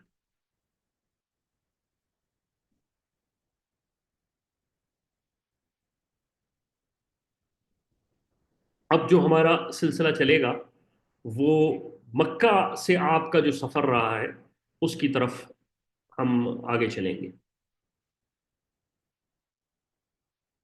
آپ علیہ الصلوۃ والسلام جب 4 ذی الحج کو جو پہنچے ہیں تو آپ علیہ الصلوۃ والسلام نے مسجد حرم میں داخل ہوئے۔ آپ نے دعا کے لیے ہاتھ اٹھائے ہیں یا نہیں اٹھائے، اس بارے میں اہل علم کی رائے مختلف ہے، لیکن آپ علیہ الصلوۃ والسلام نے دعائیں مانگی ہیں۔ آپ علیہ الصلوۃ والسلام نے تحیات المسجد نہیں پڑھی، آپ علیہ الصلوۃ والسلام نے بوسہ دیا جا کے حجر اسود کو، اس کے بعد آپ نے استلام کیا اور پھر طواف شروع کر دیا۔ آپ علیہ الصلوۃ والسلام نے، روایات میں ہے کہ آپ علیہ الصلوۃ والسلام نے جو ہے وہ رمل کیا، اور آپ علیہ الصلوۃ والسلام کا ایک شولڈر کھلا ہوا تھا۔ اسی درمیان میں ایک روایت میں ہے کہ آپ علیہ الصلوۃ والسلام نے اونٹنی پر طواف کیا۔ تو روایت میں اختلاف کو اہل علم بتاتے ہیں کہ ہو سکتا ہے کہ شروع کا جو طواف تھا وہ آپ علیہ، شروع کے جو چکر تھے وہ آپ علیہ الصلوۃ والسلام نے پیدل کیے ہوں، بعد میں سواری کر لی گئی۔ اور سواری کی بھی وجہ صحابی رضی اللہ عنہ بیان کرتے ہیں کہ رسول اللہ صلی اللہ علیہ وسلم سواری پر اس لیے بیٹھے تھے تاکہ امت کو نظر آ جائیں، پرومیننٹ ہو جائیں، اور رسول اللہ صلی اللہ علیہ وسلم سے اگر کسی کو حج پوچھ کے مسائل پوچھنے ہیں تو وہ پوچھ لے۔ تو اس سے امت کو یہ مسئلہ پتہ چل گیا کہ اگر کوئی شخص کے ساتھ کوئی پریشانی ہے، کوئی تو اس کے لیے یہ مسئلہ۔ جی اب وائس ٹھیک ہے؟ اگر وائس ٹھیک ہے تو بتا دیجیے پلیز۔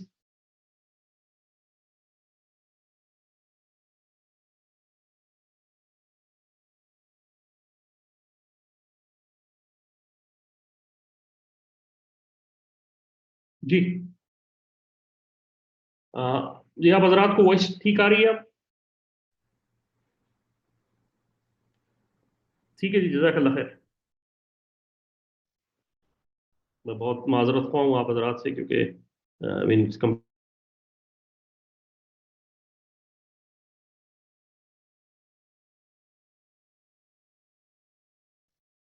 ہوا ہے۔ تو تو جی آپ علیہ الصلوۃ والسلام کی مکہ کے سفر کی ہم بات کر رہے ہیں۔ آپ علیہ الصلوۃ والسلام کے مکہ کی سفر کی ہم بات کر رہے تھے، اور جیسے میں نے کہا تھا کہ آپ علیہ الصلوۃ والسلام نے آئے، آپ نے دعا مانگی، اور آپ علیہ الصلوۃ والسلام نے تحیات المسجد نہیں پڑھی، اور اس کے بعد آپ علیہ الصلوۃ والسلام نے جو ہے وہ طواف کیا۔ طواف کے بارے میں دو روایتیں ہیں کہ پیدل طواف کیا، اور ایک نے کہا کہ ہم نے جو ہے وہ آم، جو جو اونٹ پہ طواف کیا۔ جو صحابی رضی اللہ عنہ روایت کرتے ہیں وہی آگے مسائل علماء نے لکھے اس سے، کہ رسول اللہ صلی اللہ علیہ وسلم نے یہ سواری پر سفر پرومننٹ نظر آنے کے لیے کیا، کہ وہ رسول اللہ چاہتے تھے کہ اس سفر میں لوگ ان سے مسائل پوچھ لیں، اور آپ علیہ الصلوۃ والسلام کو دیکھ بھی لے، کیونکہ 1 لاکھ صحابہ کا مجمع کہیں یمن سے آ رہا ہے، کوئی کسی جگہ سے آ رہا ہے، تو ہو سکتا ہے بہت سارے ایسے صحابہ ہوں جنہوں نے زندگی میں پہلی دفعہ رسول وسلم کو دیکھا ہو۔ اس کے بعد آپ علیہ الصلوۃ والسلام نے مقام ابراہیم کے پاس پہنچے، اور آپ علیہ الصلوۃ والسلام نے 2 رکعت پڑھی، نماز پڑھی واجب جس کو ہم پڑھتے ہیں، اور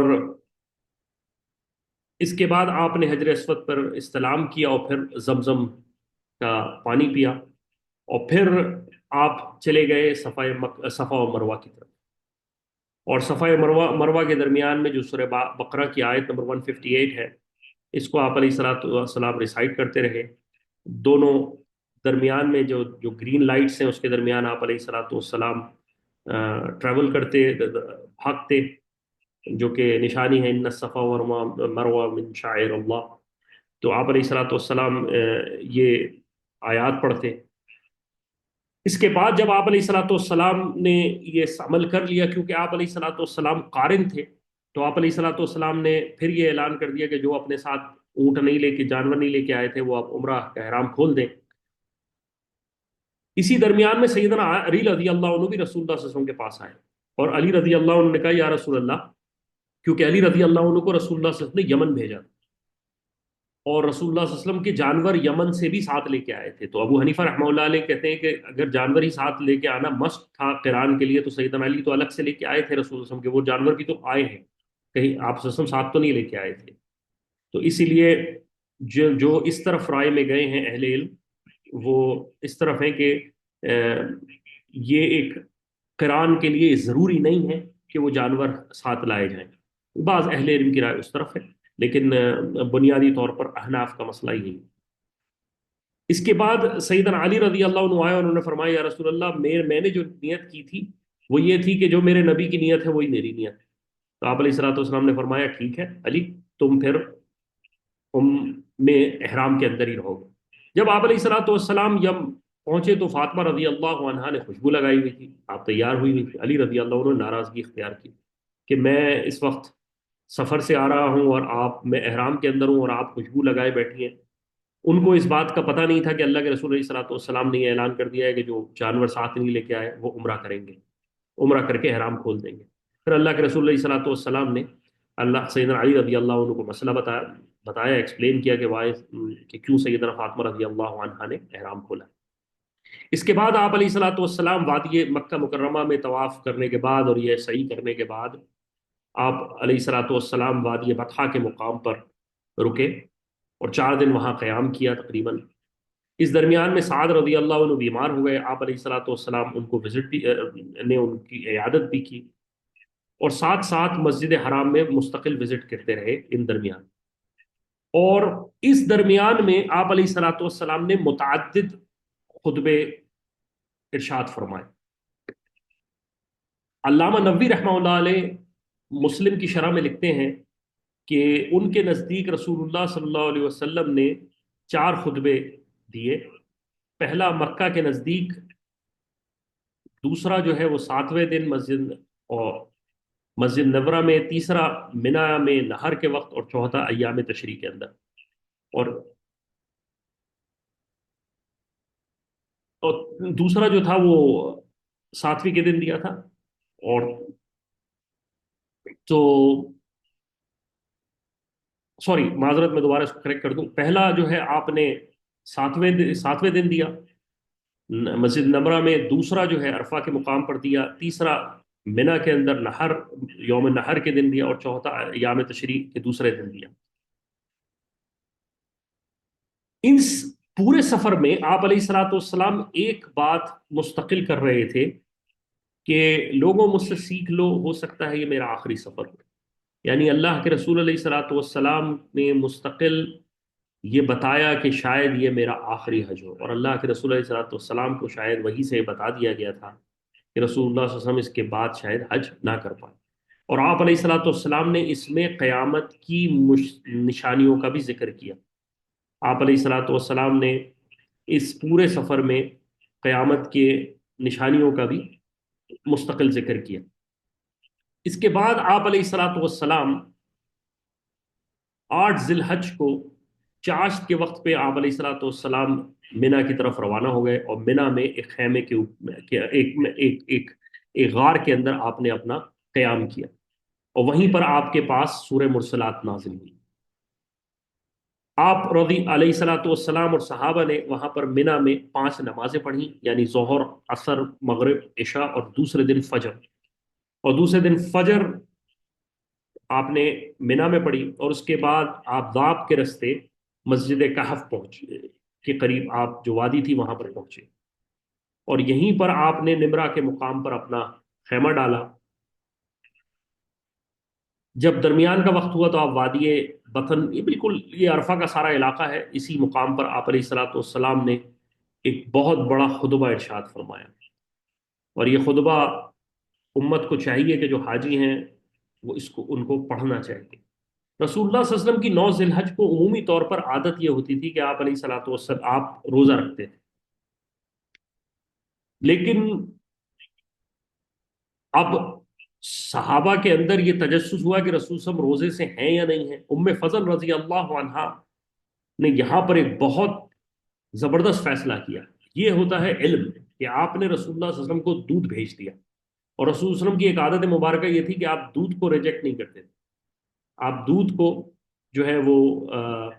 آپ کبھی انکار نہیں کرتے تھے۔ آپ علیہ الصلوۃ والسلام نے دودھ نوش فرما لیا۔ اس سے امت کو اندازہ ہو گیا کہ رسول اللہ صلی اللہ علیہ وسلم 9 ذی الحج کو روزے سے نہیں ہے۔ آپ علیہ الصلوۃ والسلام نے ظہر اور عصر کی نماز، بلال رضی اللہ عنہ نے اذان دی، اور آپ علیہ الصلوۃ والسلام نے ظہر اور عصر کی نماز خود جو ہے وہ نماز ایک ساتھ پڑھی۔ اس بات کے بارے میں ایک اہم بات آپ حضرات سے کہنا چاہتا ہوں کہ میں نے حج کے اندر بہت اختلاف دیکھا ہے اس دن، کہ ہم 2 نماز پڑھیں گے، 2 رکعت پڑھیں گے یا 4 پڑھیں گے، ہم 2 ساتھ پڑھیں گے، الگ الگ پڑھیں گے۔ یہ وقت اختلاف کا نہیں ہے۔ جن حضرات کو اس طرف زیادہ ہے کہ وہ ظہر اور عصر ساتھ پڑھیں گے، وہ وہاں ظہر اور عصر ساتھ پڑھ لیں۔ جو حضرات اس اہل علم کے ساتھ ہیں کہ ظہر ہمیں الگ پڑھنی ہے، ہم مقیم ہیں تو ہمیں عصر الگ سفر پہ وقت پہ پڑھنی ہے، وہ کر سکتے ہیں۔ کیونکہ یہ ڈفرنس صحابہ کے اندر ہے۔ جب حضرت عثمان رضی اللہ عنہ امیر بنے تو انہوں نے اعلان کر دیا کہ میں 4 رکعت پڑھوں گا۔ صحابہ نے پوچھا ہے امیر المومنین، میں ہم تو رسول اللہ صلی اللہ علیہ وسلم کو دیکھا 2 رکعت پڑھتے ہوئے ظہر اور عصر کے ساتھ، پھر ہم نے ابو بکر کو بھی یہی دیکھا، پھر عمر کو بھی یہی دیکھا، آپ کیوں؟ تو آپ نے فرمایا میں اب مکہ میں مقیم ہوں، میری بیوی یہاں پر ہے، اور پھر آپ نے اللہ اکبر کہا اور صحابہ پیچھے ہاتھ باندھ کے کھڑے ہو گئے، کوئی ڈفرنس آف اوپینین نہیں۔ تو علم، انسان اہل علم کے درمیان ڈفرنس ہے تو وہ اہل علم کا ڈفرنس اہل علم میں ہی ہونا چاہیے۔ عوام الناس، میں نے دیکھا ہے وہاں پر لوگوں کو ایسا وقت بھی دیکھا، میں اس سے زیادہ منحوس ہوں، کیا کہا جائے انسان کو، لفظ استعمال کروں کہ انسان وہاں لڑ رہا ہے عرفہ کے مقام پر، اور جب اہم دعا کا وقت شروع ہوا تو وہی لوگ سوئے پڑے ہوئے۔ تو اس سے زیادہ ناقدری کسی وقت اس وقت کی ہو سکتی ہے؟ یہ وہ اتنا قیمتی وقت ہے کہ جو آپ کو شاید زندگی میں کبھی نہ ملے، اور اس قیمتی وقت میں انسان اپنے وقت کو اس بحث و مباحثے میں ضائع کرے جو کہ 1400 سال سے علماء کے درمیان، اہل علم کے درمیان ہے، تو آپ کون سی نئی چیز پیدا کرنے جائیں گے؟ اس وقت بہتر سب سے یہ ہے کہ آپ جس مسئلے پر آپ قائم ہیں اس پر رہیں، اختلاف کرنے کی ضرورت نہیں۔ دو روایات موجود ہیں، آپ جس پر عمل کرنا چاہیں کریں، جس پر آپ جس طرف دل ٹھک رہا ہے، جس عالم کو آپ فالو کرتے ہیں اس سے کریں، اختلاف کرنے کی ضرورت نہیں۔ یہ وقت آپ کا دعاؤں کا وقت ہے۔ رسول اللہ صلی اللہ علیہ وسلم نے اس دن نمازوں کو جوڑ دیا، اور اس کے بعد آپ کا پورا وقت دعاؤں میں گزرا۔ آپ علیہ الصلوۃ والسلام نے جو اس وقت ہاتھ اٹھائے ہیں، ٹل سن سیٹ آپ کے ہاتھ اٹھے رہے ہیں اللہ کے لیے، اور کس کے لیے مانگ رہے تھے؟ خود خود معصوم صحابہ کی بڑی جماعت کو آپ، صحابہ کے بارے میں اللہ نے کہہ دیا رضی اللہ عنہ ورضوا عنہ، علی رضی اللہ عنہ اور جو فاطمہ رضی اللہ عنہ کا کہا کہ فاطمہ تم عورتوں کی سردار، حسن اور حسین کو کہا رضی اللہ عنہ کا تم جنت میں مردوں کے جوانوں کے سردار، ابو بکر کو کہا تم جنتی، عمر کو کہا تم جنتی، عثمان کو کہا تم جنتی، علی کو کہا تم جنتی، طلحہ اور زبیر کو کہا تم جنتی، عبد الرحمن ابن عوف کو کہا تم جنتی، بدر کو کہا جتنے آگے پیچھے گناہ سب معاف، بیت رضوان کو اللہ تعالیٰ نے کہا میں دیکھ رہا ہوں ان کے ہاتھ، اپنے ہاتھ، ایک ان سب کا ہاتھ ہے اور ایک ہاتھ میرا ہے۔ خود صحابہ رضی اللہ عنہ کے بارے میں فرمایا کل وعد اللہ الحسنہ، کہ ہم نے سب کے ساتھ بہترین وعدہ کر لیا، ان کے ساتھ بہترین ان کو دینے کا۔ تو ہم وہ کس کے لیے مانگ رہے ہیں؟ ہمارے لیے مانگ رہے ہیں کہ جو ہم آج امت جو ٹوٹی پھوٹی جس حال میں، اور امت کا یہ حال ہے کہ وہاں پر ایک وقت آتا ہے کہ میں نے تجربہ بیان کر رہا ہوں کہ وہاں پر لوگ ہمارے پاس، ہم 5 منٹ کے بعد ہمیں دعائیں مانگنے کا ڈھنگ بھی نہیں آتا کہ ہمیں دعائیں کیا مانگنی، اور 5 سے 6 8 10 منٹ بعد ہمارے ہاتھ ختم ہو جاتے ہیں کہ ہم مانگے تو کیا مانگے۔ بھائی اپنی دعائیں لکھیں، اپنی دعائیں آج سے لکھنا شروع کر دیں۔ یہ وقت ہے جو پہلے کبھی نہیں آئے گا، اس کے بعد جو جو زندگی میں آپ کو وقت ملا ہے کبھی نہیں ملے گا۔ یہ ایسا قیمتی وقت ہے، اس وقت میں تو آپ کے پاس جو وقت آپ کو ملا ہے اس کو آپ نے یوٹیلائز کرنا ہے فلی، اور اس کے دعا کے علاوہ کوئی اور عمل ہی نہیں ہے وہاں پر۔ تھوڑی دعا مانگ لی، کچھ نماز پڑھ لی، کچھ تلاوت کر لی، پھر دعا پہ آ گئے۔ رسول اللہ صلی اللہ علیہ وسلم مستقل دعا مانگ رہے ہیں، اور اسی درمیان میں آپ علیہ الصلوۃ والسلام اونٹنی پر بھی موجود تھے، آپ جبل رحمہ میں بھی چلے گئے، اونٹنی پر آپ علیہ الصلوۃ والسلام کی قصبہ پہ تھے، تو آپ پہ آیتیں نازل ہو گئیں الیوم اکملت لکم دینکم، کہ ہم نے آج دین کو مکمل کر دیا اور اسلام کو تمہارے لیے اپنا بہترین دین چوز کر دیا۔ جب یہ اونٹنی پر، جب یہ آیتیں نازل ہوئیں تو وہی کے وزن سے رسول اللہ صلی اللہ علیہ وسلم کی اونٹنی وہیں بیٹھ گئی۔ اسی درمیان میں ایک صحابی رضی اللہ عنہ کا عرفہ میں انتقال ہو گیا، آپ علیہ الصلوۃ والسلام نے فرمایا ان کو دفنا دو، اور یہ روز محشر اسی طرح اٹھیں گے۔ پھر آپ علیہ الصلوۃ والسلام اللہ تعالیٰ دعائیں مانگتے رہے، اور جب سن سیٹ ہوا تو آپ علیہ الصلوۃ والسلام نے اعلان کر دیا کہ ہم مغرب کی نماز مزدلفہ میں پڑھیں گے۔ اس کے بعد آپ علیہ الصلوۃ والسلام مزدلفہ میں حضرت اسامہ رضی اللہ عنہ آپ کے ساتھ اونٹ کے ساتھ تھے، آپ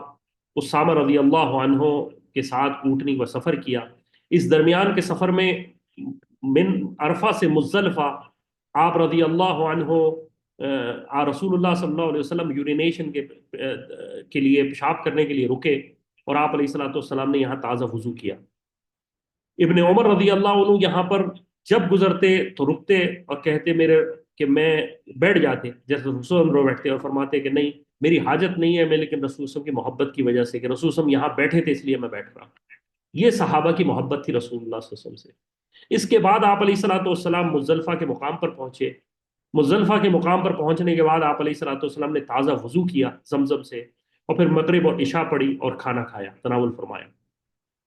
رسول اللہ صلی اللہ علیہ وسلم نے جو دعائیں عرفات کے اندر مانگی تھی، اس میں سے کچھ دعائیں نہیں قبول ہوئی، اور ان میں سے ایک دعا ظالم کے حق میں تھی کہ اللہ میرے ظالموں کو بھی معاف فرما۔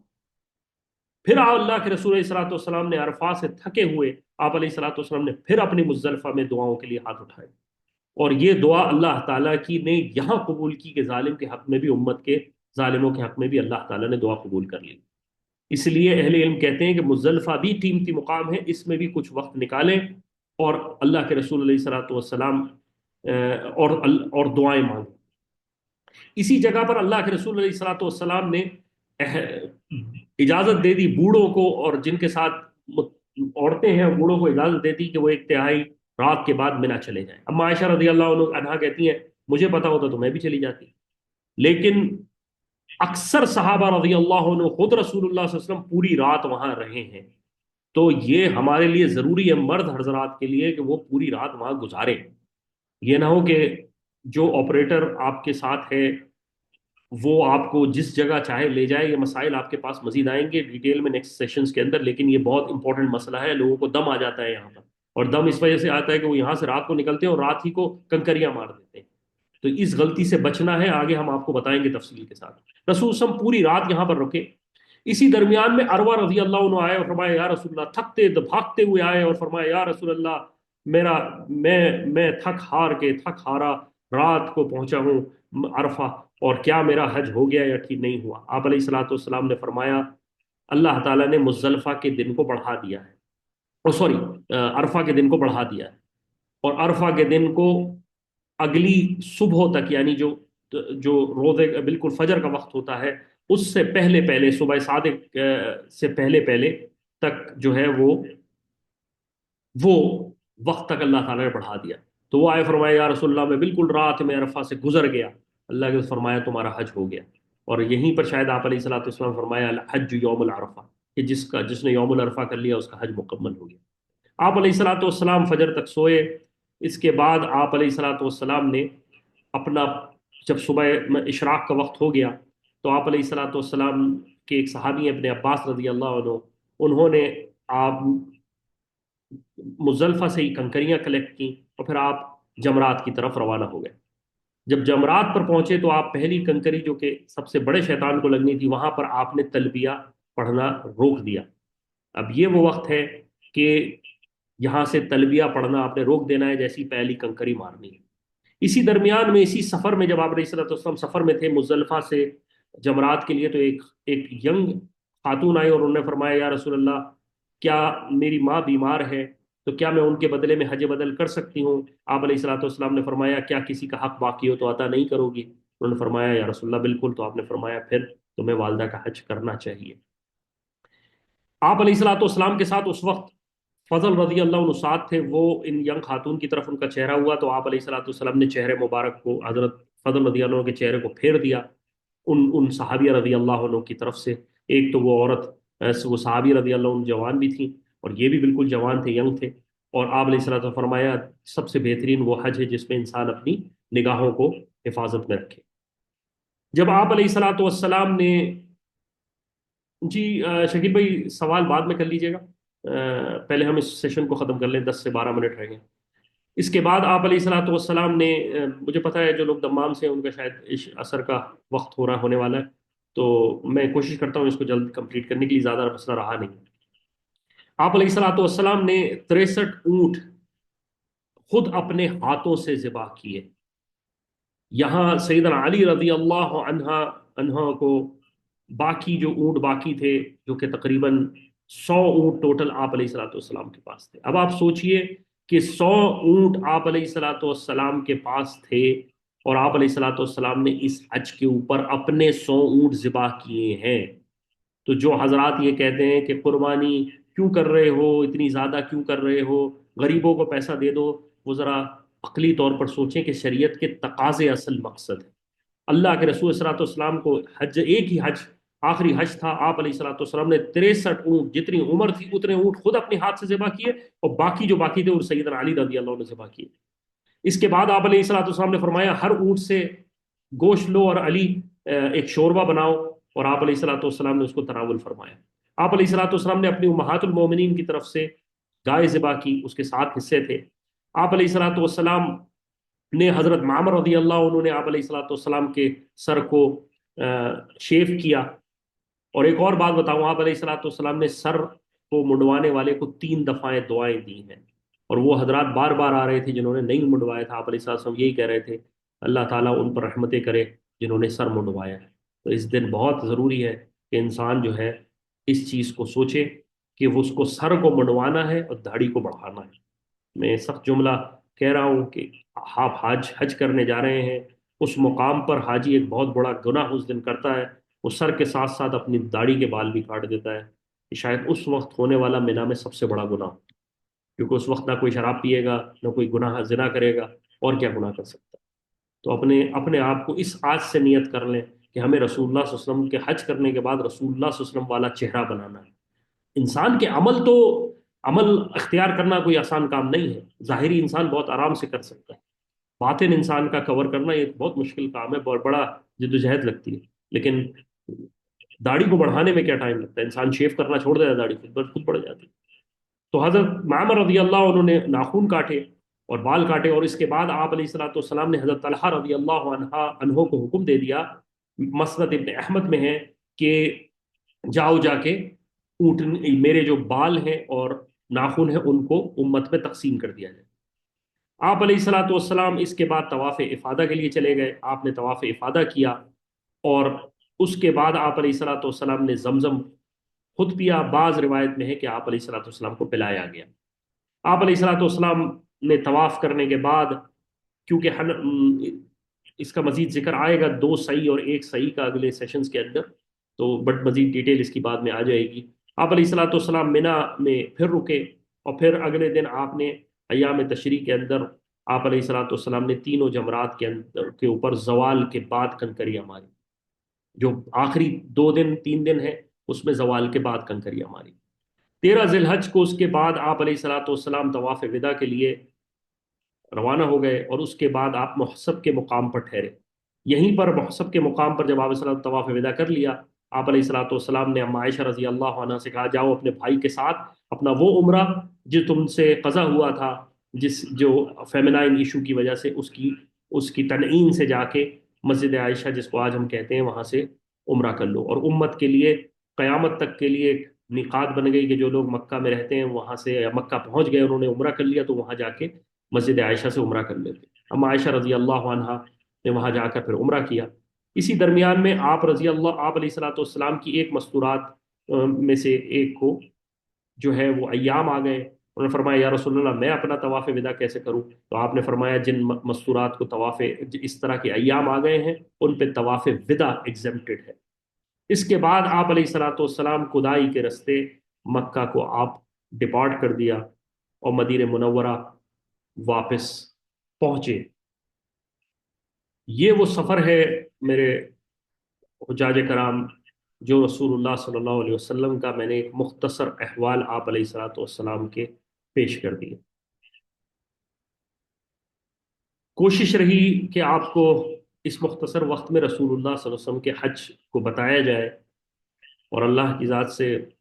ये कोई गलती हुई हो इस दरमियान में, कुछ अल्फाज के अंदर कुछ लगे हो, तो मैं अल्लाह ताला से माफ़ी का तलबगार हूँ। क्योंकि इंसान हर में से हर इंसान ख़ता करने वाला है, लेकिन बेहतरीन ख़ताकार वो है जो अपने गुनाहों से अल्लाह से माफ़ी मांगे।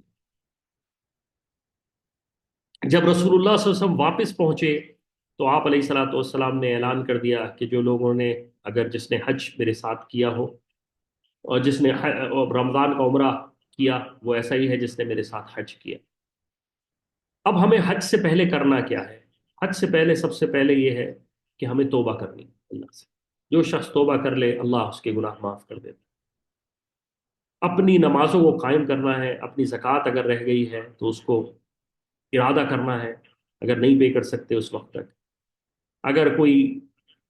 रोजे रह गए हैं तो उसकी इंटेंशन करें। बाज़ अहले इल्म ने लिखा है कि अपनी वसीयत लिख लें, اور بل عمومی طور پر بھی انسان کو اپنی وصیت لکھی ہونی چاہیے. رسول صلی اللہ علیہ وسلم کی حدیث میں آپ نے فرمایا انسان کے اوپر، مومن کے اوپر 2 دن ایسے نہ گزرے، 2 راتیں غالباً، کہ اس نے وصیت نہ لکھی ہو. اب لوگوں کو معاف کر دیں اور اپنی آگے زندگی میں کوشش کریں کہ اللہ اور اس کے رسول کی طریقے سے اپنی زندگی کو گزاریں گے. کسی اہل علم کا دامن ساتھ پکڑیں گے اور اس سے رہنمائی لے کر اپنی زندگی گزاریں گے. سود اگر کسی نے لیا ہوا ہے، مورگیج لی ہوئی ہے، تو اس سے توبہ کریں اور علماء سے اس کے مسائل پوچھیں. حج کیا نام ہے؟ حج نام ہے جی برداشت کا، پیشنس کا. اس میں برداشت اور پیشنس بہت گزارنی پڑے گی. ہو سکتا ہے مسائل پیش آئیں، آپریٹرز کے ساتھ کوئی مسائل آ جائیں، بیتھ رومز کے مسئلے ہوں، یہ سب حج کا پیکج ہے. اور حج میں یہ بہت ضروری ہے کہ آپ اپنی کمپلین کرنے کے لیے آپ حکومتی طریقہ کار اختیار کریں، وہاں اپنی زبان کو سیلیں. آپ جو طریقہ گورنمنٹ نے دیا ہے اس کے طریقے سے انوالو کریں. لاسٹ ایئر ایک صاحب نے حج کیا، ان کے حج میں پرابلمس تھیں، انہوں نے کمپلینس کی، ان کمپلینس کی بیسس پر ان کے پیسے ان کو کچھ ریفنڈ ہو گئے. لیکن اس وقت ہنگامہ کرنا، اس وقت ایک ریشنل اپروچ اختیار کرنا، یہ حج اور حاجی کے منافع کے طریقے کے کار نہیں ہے. ہم اللہ کی طرف سے آئے ہیں. میں نے لوگوں سے سنا ہم نے اتنا پیسہ دیا ہے. میں آپ کو بتا رہا ہوں اورنگزیب عالمگیر ساری بادشاہت اس کے پاس تھی، وہ تک حج نہیں کر سکتے. تو ہم اور آپ کس کھیت کی مولی؟ دو اور استغفار بہت کریں. مسائل میں نہ پڑھیں. مسائل سے کہ پریشانی سے دور رہیں، کنفیوژن سے. یہ مسائل اہل علم کا کام ہے، ان سے پوچھ لیجئے اور ان سے پوچھ کے ہم اپنی طور پر پوری کوشش کریں گے آپ کو فل ایکوپڈ کرنے کی ان تمام مسائل سے. جو اختلاف ہو، اختلاف کو چھوڑ دیجئے، سننا اور نفافل کا اہتمام کریں. جس چیز کو حج پہ بچنا ہے، میں نے کہا، پر ایونچلی کمپلینس نہیں کرنی، پرفیوم سے بچنا ہے. ایک بہت سیلفیز سے بچیں. وہاں لوگ ویلاگ شروع کر دیتے ہیں، بلاگ شروع کر دیتے ہیں. یہ ہم حج کے لیے آئے، یہ حج کرنے آئے ہیں ہم اللہ کے. ہزاروں لوگ موویز بنا رہے ہیں، گورنمنٹ کی طرف سے پوری براڈ کاسٹنگ ہو رہی ہے. میری آپ کی براڈ کاسٹنگ سے کوئی فرق نہیں پڑے گا. اپنی نفس کو ہم نے کنٹرول کرنا. ان نیسیسری ڈیبیٹس اور ڈفرینس آف اوپینین سے بچیں. اللہ رب العزت آپ حضرات کا حج قبول فرمائے. یہ میرا واٹس ایپ نمبر ہے. آپ حضرات کوئی مسئلہ ہو حج کے درمیان میں، مسائل کے حوالے سے، کیونکہ 6-8 سال سے مسائل کی سیشنز کرتا ہوں، تو مجھے مسائل کا اندازہ ہے. میں اسی وقت بتا بھی دیتا ہوں. گروپ بھی ایک ہے ہمارا فور یہ مسائل کا، تو اس میں ہم ان مسائل کو فوراً کے فوراً بتا بھی دیتے ہیں. مجھے اللہ کی ذات سے اس بات کی امید ہے کہ اللہ تعالیٰ یہ حج، یہ سیشن آپ کے کام آئے گا اور اس سیشن سے آپ کو فائدہ ہوا ہوگا. اگلے جو سیشنز ہیں وہ اب حج سے ریلیٹڈ ہوں گے اور حج کی مناسبت سے ہوں گے. اللہ رب العزت آپ حضرات کا حج قبول فرمائے اور آپ حضرات کو اور مجھ کو بھی رسول اللہ صلی اللہ علیہ وسلم کی سنتوں پر عمل کرنے کی توفیق عطا فرمائے. اب اگر کوئی سوال ہے، جو کہ بنیادی طور پر اس سیشن میں ہونا نہیں چاہیے، یہ ہسٹوریکل سیشن ہے، لیکن اگر کوئی سوال ہے تو ریز کر لیجئے، لیکن اسی سیشن سے ریلیٹڈ ہو، کوئی اور بات اس کے علاوہ نہ ہو. تو اگر اسی سیشن سے، یہ میرا نمبر ہے آپ حضرات کے سامنے آ رہا ہے. جو ایڈمنسٹریٹو بکنگز کے ایشوز ہیں وہ سر آپ دوسرے ایڈمنسٹریٹر سے پوچھیے. میرا تعلق ان مسائل اور ان کلاسز کو کنڈکٹ کرنا ہے. بہت سارے لوگ مجھے کانٹیکٹ کرتے ہیں. اب میری ایونچولی آفس میں بعض اوقات میں نہیں فون جواب دے پاتا، تو یہ جو میں سارا کام کر رہا ہوں اس میں میرا کوئی کمرشل بینیفٹ نہیں ہے. یہ سارا کا سارا کام ایک کوشش ہے کہ لوگوں کے حج بہتر ہو جائے، اس لیے ہے. تو ایڈمنسٹریٹو جو آپ کے حج کے ایشوز ہیں وہ آپ ان حج آپریٹر سے پوچھیے. میں اس بارے میں بری الذمہ ہوں، مجھے اس کا بارے میں نہیں اندازہ بالکل کہ کیا ہو رہا ہے. کچھ معلومات ہوتی ہے وہ بتا دیتا ہوں، لیکن باقی معلومات نہیں. اللہ رب العزت آپ کا حج قبول فرمائے. اس کی ریکارڈنگ انہی گروپس پر شیئر کر دی جائے گی. اور اگر حضرات جو فقہ مسائل کے گروپس میں جوائن کرنا چاہتے ہیں وہ مجھے میسج کر دیں، میں آپ کو بھیج دوں گا. السلام علیکم ورحمۃ اللہ. جی شکیل صاحب آپ کچھ پوچھ رہے تھے، میں آپ کو ان میوٹ کر دیتا ہوں. میں پہلے ریکارڈنگ آف کر دوں.